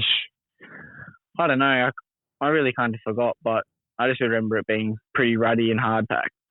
Nowadays, like when you're training on Beaton's Pro Formula program and you've got, you know, some of the other fast guys like Jack Devison, who's also in the MX3 class, and obviously Cade Kingsford, like, are you finding that the gap, if it's fair to say, like the gap between those guys and yourself, whether they're in front or behind of you, doesn't really matter, but are you finding that sort of gap, are you seeing progress on clay tracks when you're training with those guys from when you started?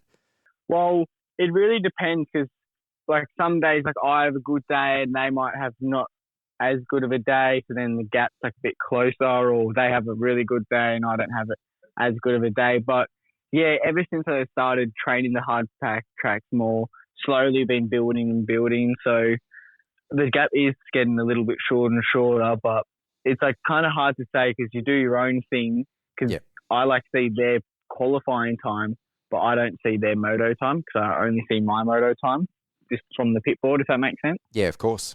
So it's a bit hard to like kind of judge, but in a sense, yeah, because the qualifying time gets shorter. Yep. Like closer to their time. All right. So your first moto at Wonthaggi on the weekend, like talk me through it because you look like you were battling with Jet Alsop the whole time. You were in third place for pretty much, you know, the whole moto. Did you feel the pressure of, you know, having him right behind you and you know, did you feel like you were going to be able to hold on, or was he putting heaps of pressure on? Well, the race started at actually a pretty good start. I was like gate like 15 or something, so I was up in the inside and I had like a ripper start. I think I was maybe like the top 3 in the start or something, and then I found a pretty good flow and I was just lucky enough to run third.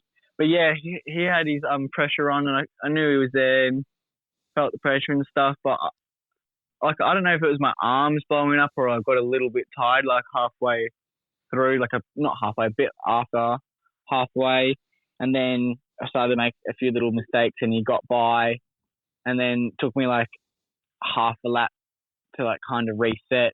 Yep. And I started to like push again and gain again, but then by then it was the checkered flag. But he definitely was putting a lot of pressure on. He's pretty experienced, so it was good to, when I was behind him, to see which lines he was going and how he was going all about it and stuff. Oh, for sure. Well, he got a couple of podiums last year, so you know where you want to be. That's for sure. Yeah, exactly. Because even at the Victorian titles, we were battling basically like almost every race also. So it was actually still good to learn my racecraft even by getting passed by him, so I could see what he was doing and everything. So how did you feel running that pace? Like, were you comfortable up there? And is that sort of something that we sort of spoke about it on the weekend. Is that where you expect to be? Well, I felt pretty comfortable running that pace, actually. Like, that pace, I only think I was making those mistakes because he was like there and I was trying to push that, like make a bigger gap. That's the only reason why. Like, maybe trying that little bit too hard. But my main goal was to get top 10 like every moto, but I didn't want to like make a too big of a goal straight away, and just so I was like hoping top 5 like roundabouts, but third, like now in these other like rounds to come, could be a possibility that I could reach for and stuff. I don't really, with me myself, I don't really set too much like big goals. I just go out and execute, and then I can't control what other people's gonna like how they're gonna ride and how they're gonna perform. I just perform as best as I can and execute all my technique and all my skills I've learnt and do the best I personally can do. Yeah, let the chips fall where they fall, and and you can work out at the rest afterwards when the race is done. Yep, exactly. Can I ask, Kayden, a race like that and a result like that, obviously you don't have great expectations or like don't really set goals, but does that sort of in the back of your mind then go, shit, I can do this, and not so much lift the expectations, but sort of knowing in your mind now that if you go and execute how you know you can execute, that it is going to put you up in the top 3 to top 5 comfortably.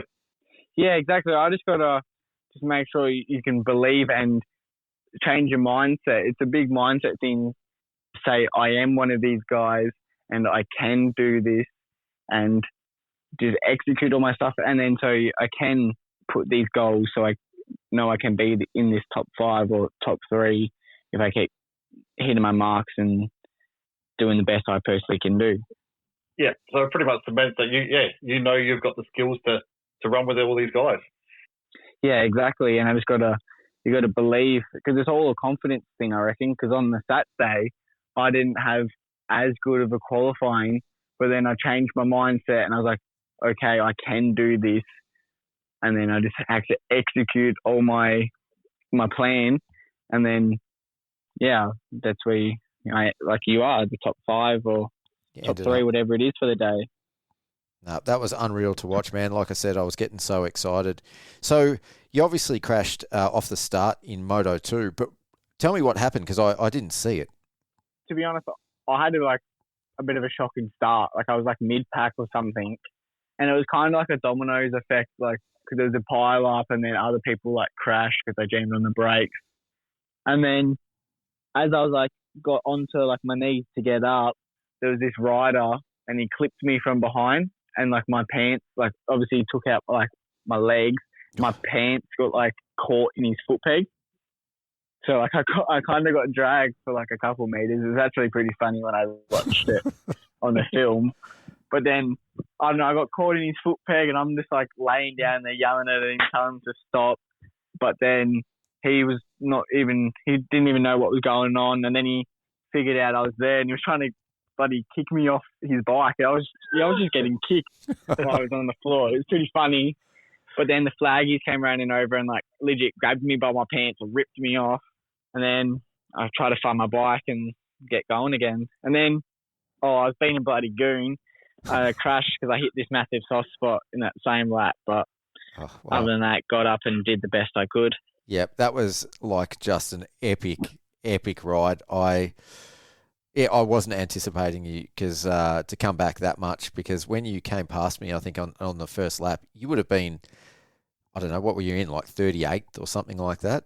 39th? Yeah, I was 38th. Yeah, and you would have been a solid 200 metres behind the next rider. Like, you were a long, long way behind everyone else. Yeah, I was a fair bit back. I made it pretty hard on myself, but I felt like I did pretty good to charge back to 10th. Oh, that's an understatement, amazing, man. Yeah, in that field. Yeah, well, yeah, thank you. But to be honest, I felt like I rode better like in the second moto than the first one. Yep. Maybe just because I had that fight in me just to try to get as much points back as I could. Yeah. But I actually did feel like I rode faster and better in the second moto than the first moto. Yeah. Do you gain more confidence? Like, obviously, the first moto was great and it showed that you could run that speed. But did the second moto just be able to give you even more confidence, knowing that if something was to happen, you could carve your way through the field and get back up to a 10th in what is a really deep MX3 field this year?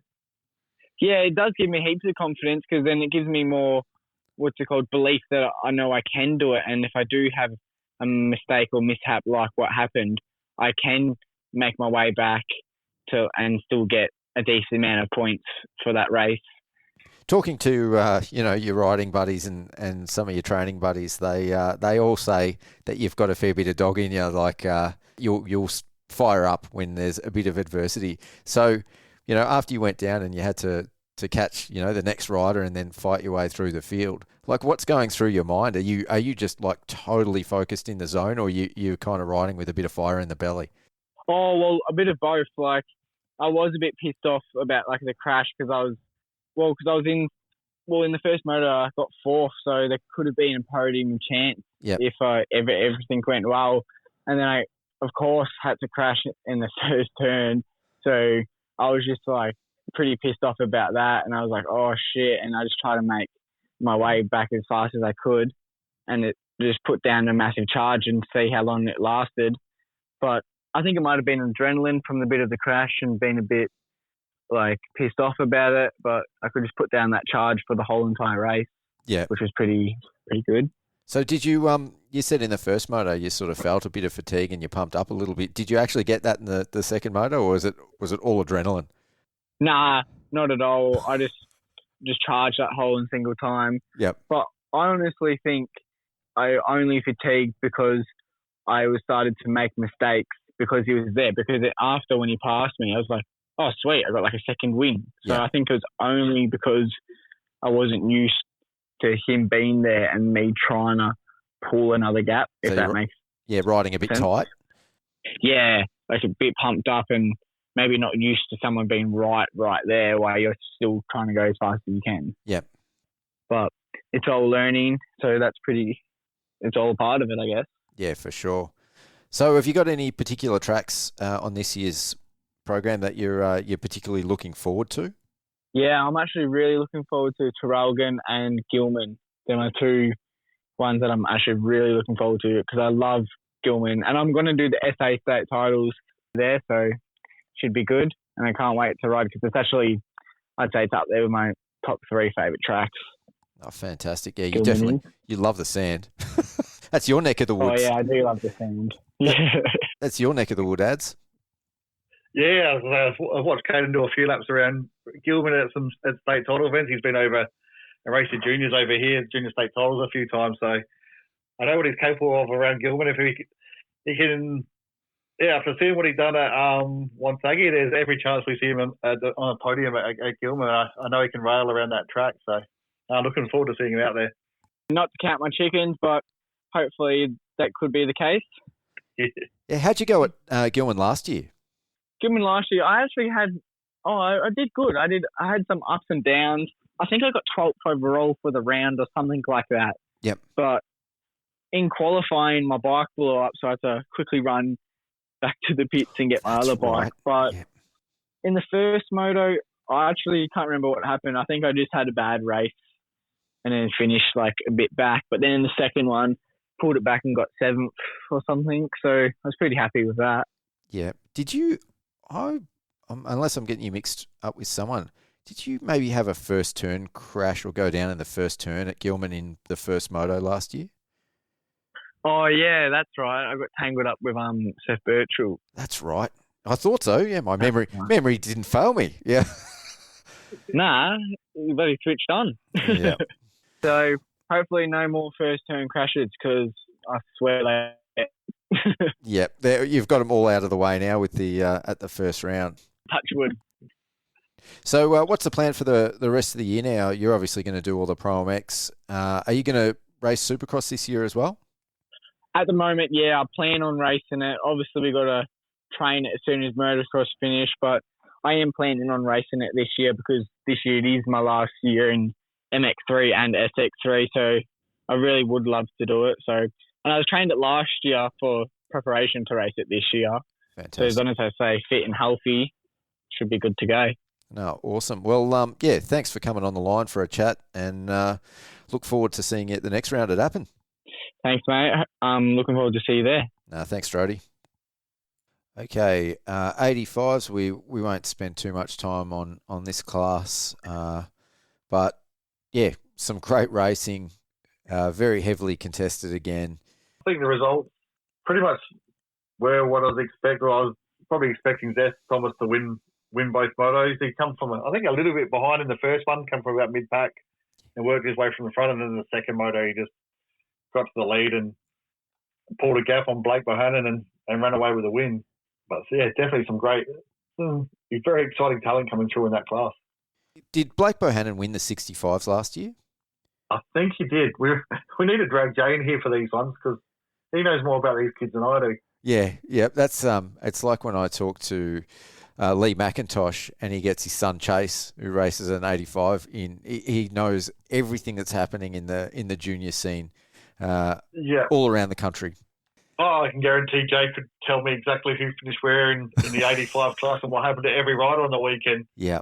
Through the tears in his eyes from not being out there. But yeah, there's some good talent. There's some good rides out there too. I was there. You're the same. We're covering the local scene in Victoria, and I've watched a lot of these kids race in Victoria and South Australia and across the country. But guys like Ryder Tricky, I think he got 6th in the first moto and was one of the many riders that went down at the start of the second moto, but still got 7th for the day. And he's just a good local Victorian rider who I think come away from the weekend realising he's got what it takes to run at the front for his age group. Yeah, he looked fantastic out there. Yeah, so we had a bunch of New Zealand riders in this class as well, and they finished really high up the standings, respectively. So Connor Feather, 8th overall, Nico Verhoeven, 4th overall. Tyron Morrow, whose brother races MX3, so he's over there as well. Yeah, 7th overall. So they're making a statement. They're invading. That's 3 in the top 8. Yeah. From the 85 class. There's a few of the boys had a bit of bad luck too. Unfortunately, Lewis J. Craft, I think it looks like he's a bit of a nasty break of the wrist. Yes. Yeah, I'm guessing that happened at the start of the second moto when a few riders went down. Yeah, it was. Yep. I think a lot of these riders had one good moto and one rough moto, which seems to be the story of the day for a lot of the riders. But when I look through the results, there's quite a few riders further down that I would have expected to be certainly up towards the pointy end a little bit more. Declan Smart, I think, scored 7 points and 5 points. He was caught up in the crash at the start of the second moto and the start of the first moto as well. Come back from a long way down to get back to where he did. Yes. And then, even Dylan Gromball, I think he got to 5th with a lap to go in the first moto, and then I think he clipped a lap or something and went down and came back through for 16th after working his way to 5th. And then hurt himself on the sight lap on Sunday. Is he all right? He didn't get to race at all. No, he didn't end up racing at all on Sunday. Oh, do you know what he's done? Is he all right? Yeah, I think he's fine. He just jarred his hip or something on the. I think they gave him 2 warm-up laps. Yes. A sight lap and a secondary sight lap just to get up to speed. And he's just hurt his hip somehow and wasn't able to line up. No, good. Well, hopefully, hopefully he's okay and he's back for the next one. Next one, yeah. It's unfortunately, a long way to drive to have that happen, but yeah, good kid and good family. And I'm not 100% sure if they're going to go to Appin or not, but yeah, come to Aussie Juniors at the end of the year, he'll be one of the kids in the older 85 class that'll be battling for a win. Yeah, for sure. So Connor Gillett, not a great weekend for him. Great start in that second moto from the outside, though. Yeah, he's such a good starter, but he's like 38 kilos, so great kid. I'll definitely get him on the podcast because I've had him on before. He's such an excellent talker and excellent personality. So I think he was fairly disappointed, but it happens. That's the sport. Sydney Stevenson, he got the whole shot in both races? Yes. Actually, no. Maybe it was Sydney Stevenson who won 65s last year. I think Sydney Stevenson may have won a round. Round 3, Moto 1. MX Farm. Was 20 points. Yeah. And then, he went 20. He went 3-1 compared to Blake Bohannon's 1-3. They would have got the round win. Look, but Bohannon won the series, yeah. As much as I love watching these guys, and I love chatting to the riders and their families and parents, might be a little bit of an unpopular opinion, especially as your son races this class. But I'm still not convinced that. I certainly think the 85s should have a feature race during the ProMX season, but I'm not convinced that they should have a 4-round series as part of the ProMX. Like, what are your thoughts? If you both obviously as a parent, so I'm interested to hear your opinion. To be honest, back in the day, I probably thought the same, that it's a bit of it's a lot of money to outlay for parents to get to 3 or 4 rounds of this championship. And it's not a cheap series. I think it's about $250 a round to enter. Yep. And then the entry's the cheap part. There's the travel, the accommodation, the time off school is probably one of the big things as well. To get to these races interstate, you need a Thursday, Friday, and a Monday off of school, which in this day and age probably isn't the biggest thing because a lot of work gets done online and on laptops as well. But in the same thing, for instance, leaving them all to come to a national championship at the end of the year like the AJMX is good. It sort of shows who's the best on the day on that one track. Yeah, I think this having 3 or 4 rounds at the nationals actually gives them a good series where they can actually race against some of the same kids and the top kids around the nation on more than one occasion in the year. If you look at the US races, they all have their amateur nationals and they have probably 3 or 4 big events throughout the year they get to race. The qualifiers. I don't think or not just the qualifiers, but they also have like the mini-O's and they have, obviously Loretta's is the one everybody knows about, but there's more than just that one race. There's probably 3 or 4 big junior amateur races that they all try and get to. We don't have anything like that in Australia, and I don't think it would work as a junior-only event. So I think these events, having 3 rounds at the Nationals sort of gives that same perspective and the same opportunity. See, I beg to differ, because here in Victoria, like our junior rounds of the state championship have, they get really, really good numbers, and I can imagine if you did a 3 or 4 round like series nationally, an amateur series, and obviously then you can include all of the junior classes or a whole bunch of junior classes, maybe no grading, just an open championship for each class. I think that'd get massive numbers. Maybe. It'd be interesting to see if they've done it year in, year out. And the problem with doing that as well, then you sort of put the pressure on the 50cc riders to get there, and you start to increase that expense from a very young age. Whereas I think if you do it like they're doing it at the Nationals, like for someone like ourselves, like Jay Speed, like we would have went to Wonthaggi on the weekend and he was going to race because it's a track he really wanted to ride and it's not too far to travel. But we wouldn't do the next 2 rounds. We wouldn't have gone to Appin or Queensland because it's too much of an expense. But for these top kids, it gives them a chance to do a 3-round series. And for the kids that are probably 20th to 40th, a chance just to do like as a one-off. Whereas the top 10 to 15 kids can race each other 3 times throughout the year.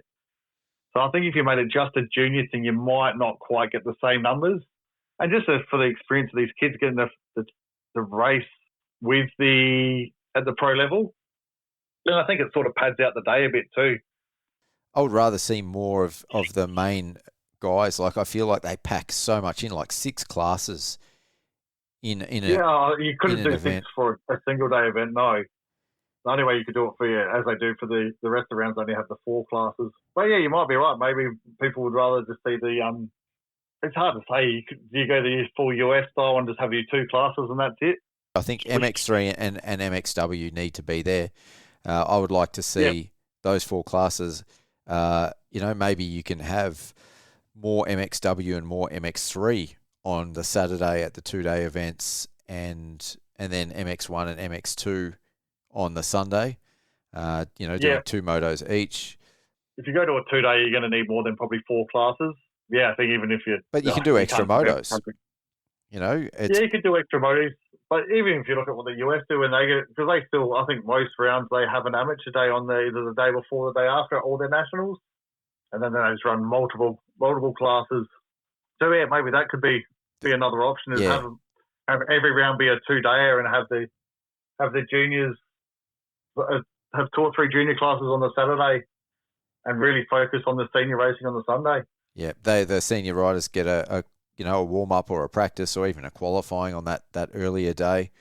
That would look. I'd probably I'd be cool with that. In terms of what's the word? In terms of prestige, where does the ProMX junior classes, where do they stack up? So if you win the 85 or the 65 versus if you win it at the junior nationals, which one's got more prestige? Well, I think that's where it will start to be more of a question. Yeah, if we say we go 6 years of having 85s and 65s at the ProMX, then probably it starts to, in some ways, maybe devalue or deload the AJMX at the end of the year, or you could just see them as separate. I guess as two completely different events that you can't really compare. But I think if you're not that the pro teams are really looking hard at the 85 riders coming up. They do give support and they do look. You'd probably want to see what they can do over 3 rounds on 3 different tracks compared to what they can do on one track in a 1 week span of time. Yeah, I think I've got the solution. On the Saturday, so 2-day events for ProMX. On the Saturday, 65s, 85s, and a 125cc Cup. Open. I'd be happy to see that too. That would be sick. You could get guys that race, and girls that race MXW, MX2, MX1, and, even MX3, racing 125s on the Saturday.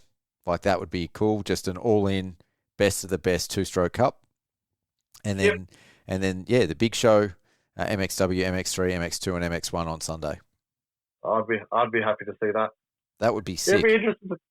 It's really going to be interesting to see where the series goes over the next year or two or the coming years, to see if they expand to having more 2-day events and how they'll format them. Yeah. And I guess obviously having extra classes brings in a lot more money in a lot of different ways. Not just the entries. Obviously, you get an extra 40, 80 riders all paying their $250 to enter, brings some more money into it. But then the families being at the races, the families being in the town for that weekend as well, they drag just there. You have an extra 40 riders, or say maybe 3 classes with 40 riders in them, bringing an average of 3 people each to the town. That's a lot of accommodation, a lot of extra food being brought, a lot of extra entry fees. A lot of investment. And more people buying stuff from the canteens and the track. And so, I guess it has its value in other ways and gives these riders a chance to race on the best tracks in Australia. Food for thought anyway. But I think as a series where, it seems to have gotten better every year over the last 3 or 4 years, and the presentation now from a TV perspective, from a pit perspective, from an event perspective, it just seems to be going better and better. And the rider numbers, I think, are reflecting the status of the series at the moment as well. We've got sort of at least the biggest numbers I've seen in the last sort of 3 or 4 years. Yeah, the series itself is a really good spot at the moment there. The presentation on the weekend was first rate. The trade stalls, the look of the pits, the number of entries, the look of all the teams are getting more professional every single year. So, no, whatever they're doing things right, and it's just something that's grown in the sport for year on year for a lot of years, and just since COVID, it seems to have really accelerated and sort of come into its own. So, whatever formats they decide to run, whatever classes they decide to have, if they keep going in the trajectory they are, it's just going to keep getting better. Yeah, from strength to strength. Okay, this is a between the rounds show, so certainly before we finish up, we better have a bit of a look at what we can expect at Appin. Clay track, definitely very, very different to Wonthaggi. Quite contentious sort of the last time we had around there 2 years ago with the watering situation, and it was also like 50 degrees Celsius with some mud pits on the track. But yeah, what are your sort of expectations coming into to Appin? I was to say, I've been to Appin a few times and I've been pretty lucky apart from one year where it flooded. It's always been prepped really nicely, and it's obviously going to be complete opposite of Wonthaggi. It should be some long, hard, deep ruts, obviously wet and sloppy in the morning, and then form some nice lines. So, yeah, I see the results being somewhat similar, but there is the opportunity, I think, for a couple of riders, the likes of Clout, or an MX1 Clout and Crawford, and even the likes of Gibbs, who's pretty handy on hard pack tracks and the experience of waters. It might actually mix things up a little bit. But I think, yeah, in terms of results-wise, I'm thinking it could easily end up being the same through all the classes, having the same two guys sort of battling for the wins and then everybody else trying to chase them. How important do you think it is for Kyle Webster to bounce back now and have a really strong result at Appin? Yeah, I think obviously for Webster, being that many points down, he's sort of going to have to get the ball rolling straight away because you can't let Jed go 1-1 again this weekend and just stretch that out even further. But I think more so, not so much Webster, I think it's probably this round's more important for everybody else in the field to get out there and see if they can actually beat Jed and Kyle on a different track. Yeah. Because I think Clout and Crawford and a couple of others really going to need that belief in themselves that they can beat these guys, and this is probably going to be their best opportunity early in the year to do that and put that mindset in their own minds that they can beat Jed and can beat Kyle and be in a running for this championship. Because I think if it goes the opposite way and Jed runs away or Kyle runs away with the wins easily again on Appin, they're going to be tough to beat everywhere else. Oh, I think you're right. But from memory, like in 23 when we had the Appin round, like there was some mixed results. There was definitely some riders that were getting up in that mix. I think that those results are the ones that sort of show that this is the track where Webster can be beaten. But I think Beaton's the guy who this weekend could be every chance to take the win, go 1-1 and really dominate, put his stamp on this series. Yes. Because he got third back there in 23 with a 4-2 result. And yeah, obviously Tanti and Ferris both New South Wales. Yeah, they're both from New South Wales, so they'll both be pretty familiar with Appin. Yeah, well, Tanti I don't think will be back then, but Tanti won't be back, and Ferris is retired, so Beaton had the best results out of everybody. Yep. So I think the only one, if he gets a good result, that would definitely be a contender that I would expect anyway would be Luke Clout. So it's his home track. He said to me after Wonthaggi that he was really looking forward to this round.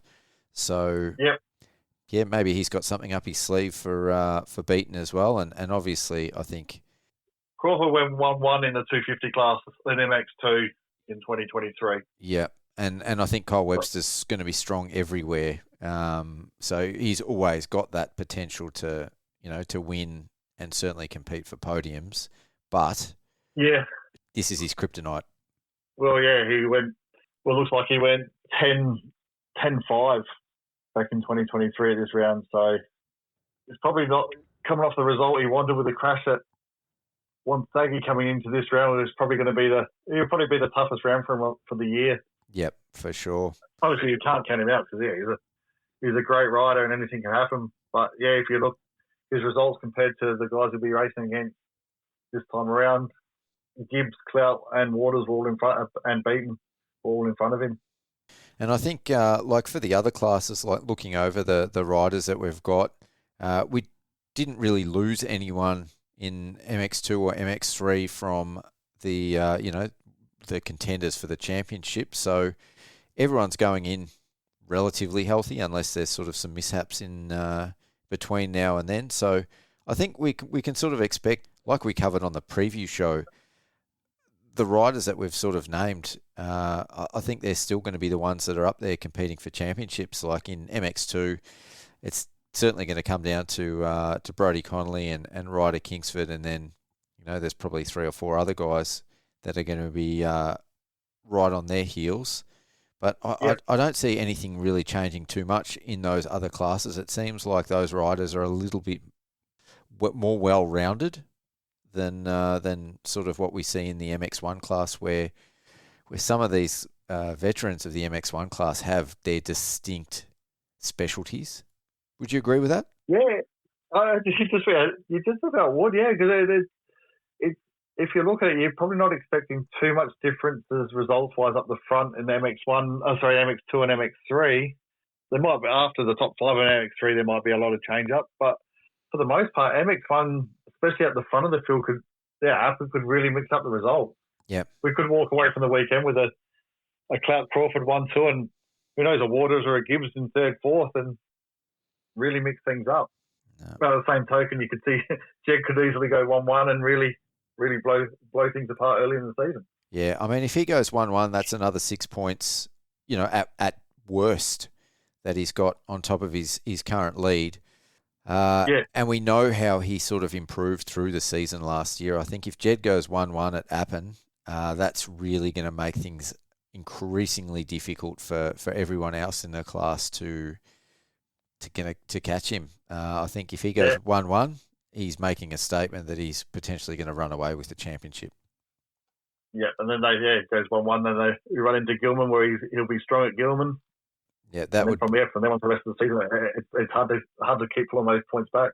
Yeah, I mean, Webster's going to be good at Gilman, but then Terrelgan, they'll probably both be good at it. Yeah, I don't sort of see any distinct advantage after that, and like the tracks from then on, there's certainly until we get back to something narrower and Toowoomba and Queensland Motor Park. So we finished on 3 a lot firmer, deeper, rutted tracks. Yep. Well, Queensland Motor Park maybe not right up, but it would definitely be a harder service. So yeah, it sort of probably does favour Beaton in the back half of the season, and he's going to be good through those. He's going to be really good at this. So really, Appin's really going to be the place where anybody who wants to make a statement or really challenge, it's going to be the round they're going to have to do it.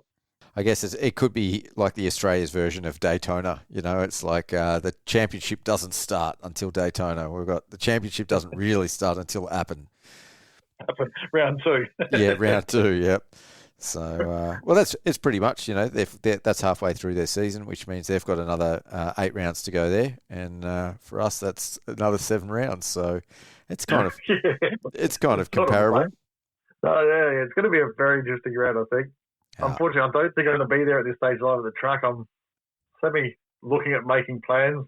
We'll see what happens, but I'm going to have to try and get there, I think, because I don't want to miss it. So I can watch it live on the stream, so that might have to do for that weekend. It'd be hopefully you can make it up there though. I'd love to love to catch up with you again. Yeah, it'd be nice to go. I enjoy shooting. I've only shot Appin a couple of times.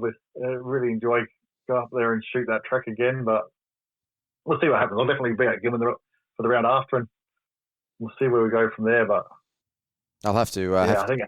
I'll have to pick your brain for the best shooting points because I've never been to Appin before. So at least I can go in a little bit prepared. I can't remember the last time I shot there. Last time we drove all the way over to do the 65 Cup, and it bucketed down with rain. So Joe didn't get on track, and then I went to shoot. went to show. That was the year it absolutely flooded, and they cancelled racing after the first 2 motos. Everybody was, by the time they got the first corner, everybody was head to toe. It was a year Milner came back and raced MX1 Oh, yep. to see how we go, and they got an absolute swamp of a track. There was probably more lines on the edge of the track than there was actually on the track. Oh, it's like Wodonga a couple of years ago. Yeah. Wonthaggi. That's probably one of the worst places in the world to have a full motor. Yeah, you were at that round, weren't you? No, I wasn't. I watched that one we were On sitting on TV. the couch watching that one live, and that was, I reckon, I hadn't been to Wonthaggi to watch the Nationals for, I think, about 07 was a went, I think, or maybe just after that. And that was a mutter that year as well. And yeah, it's not a nice place in the wet. No, I mean, to me, it didn't feel like a national track. Like great track to watch, great racing, but it's quite narrow and close together, and I don't know. It didn't feel like a national caliber track for me. Yeah, it just doesn't look. Yeah, it's really close, tight, narrow track. But with that much water on it, it was like a slot car track, wasn't it? Oh, it was. Well, it was really interesting because they did it. Like, I actually think the club copped a fair bit of criticism for how they prepped the track and that they didn't prep for the amount of rain that they had.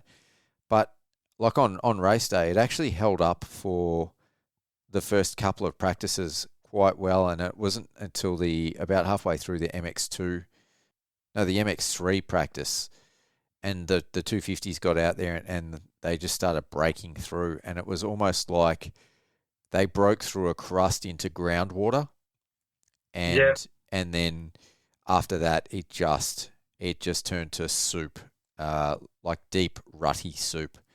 But it was actually, even though the day was miserable in terms of it rained and it was quite cold, the racing was still actually really good, and it was interesting to see riders step up in the rain and in the mud, and like the real dynamic change where you could see riders that were hating life and things weren't going well for them, and then there was riders that obviously enjoy or were able to find pleasure in riding in those conditions, and they're the ones that ended up doing really well. Yeah, and that's what motocross really is about at the end of the day. It's not about being good on one type of surface or one type of track. It's being able to do it round in, round out on different types of tracks and different surfaces, and be able to adapt to some big changes like a big mutter or a track that really dries out and goes real hard pack and slick. So I think it just sound like an old man, but in this day and age, a lot of the way tracks are prepped and the way they need to keep moisture in them, a lot of the tracks sort of end up becoming The same. pretty similar. Yep. Yeah, pretty similar soil types, which either a hard pack track which has had a heap of sand or loam dumped into it to soften it up, or the tracks are just sandy and loamy to begin with. So, man, it's good to see things get mixed up every now and then and throw a bit of a spanner in the works and create some different results and give people a different opportunity to shine. No, I totally agree, and I love the idea of like leaving clay tracks as clay tracks, and not ripping them like you would a sand track or a loam track like Wonthaggi. Is leave it a bit shallower and let it go hard pack and form hard pack ruts, and completely different environment for riding, because it's meant to be a sport that mimics riding natural terrain. That's the idea of motocross. So natural terrain isn't all the same. So let's see these tracks form up differently and give different riders an advantage each week, because that's what's going to make the racing in the championship more exciting to watch. Yeah, for sure. So I think we do get that somewhat with Appin. It will be a different type of surface and shape up a lot differently than the majority of the tracks we'll see on the series this year. Yeah, completely. Yeah, it's going to be completely different to Wonthaggi. So I'm really looking forward to, even if I'm not there, sitting on the couch and watching it on the Sunday. Yeah, I'll be thinking of you while I'm out there, mate. No, all good. All right, well, we'll wrap that up now. So, that brings us to the end of this episode Between the Rounds. If you like this episode, don't forget to give us a positive review on your preferred podcast platform, and make sure you subscribe to Mental4Moto and turn on your notifications so you don't miss out on the next one. I'd like to say a huge thank you to Minerds for joining me to co-host for another episode. And thanks to our partners for bringing you this show: Works Racing, Graphics by Aqua, Death Grip Products, Southeast Pools, Wolf Building Compliance, Seaview Carpentry and Maintenance, Kimber Constructions, and the March sponsor of our motocross wall calendars, Civilite Civil Constructions. Once again, thanks for joining me. It's been a pleasure as always. Cheers for having me on again. As I said, anytime you want me to come and jump on and have a chat, I'm more than happy to. And look forward to following this whole season as it plays out, because I think there's going to be some exciting racing throughout this year. Lock it in, mate. And most of all, thanks to you guys for listening.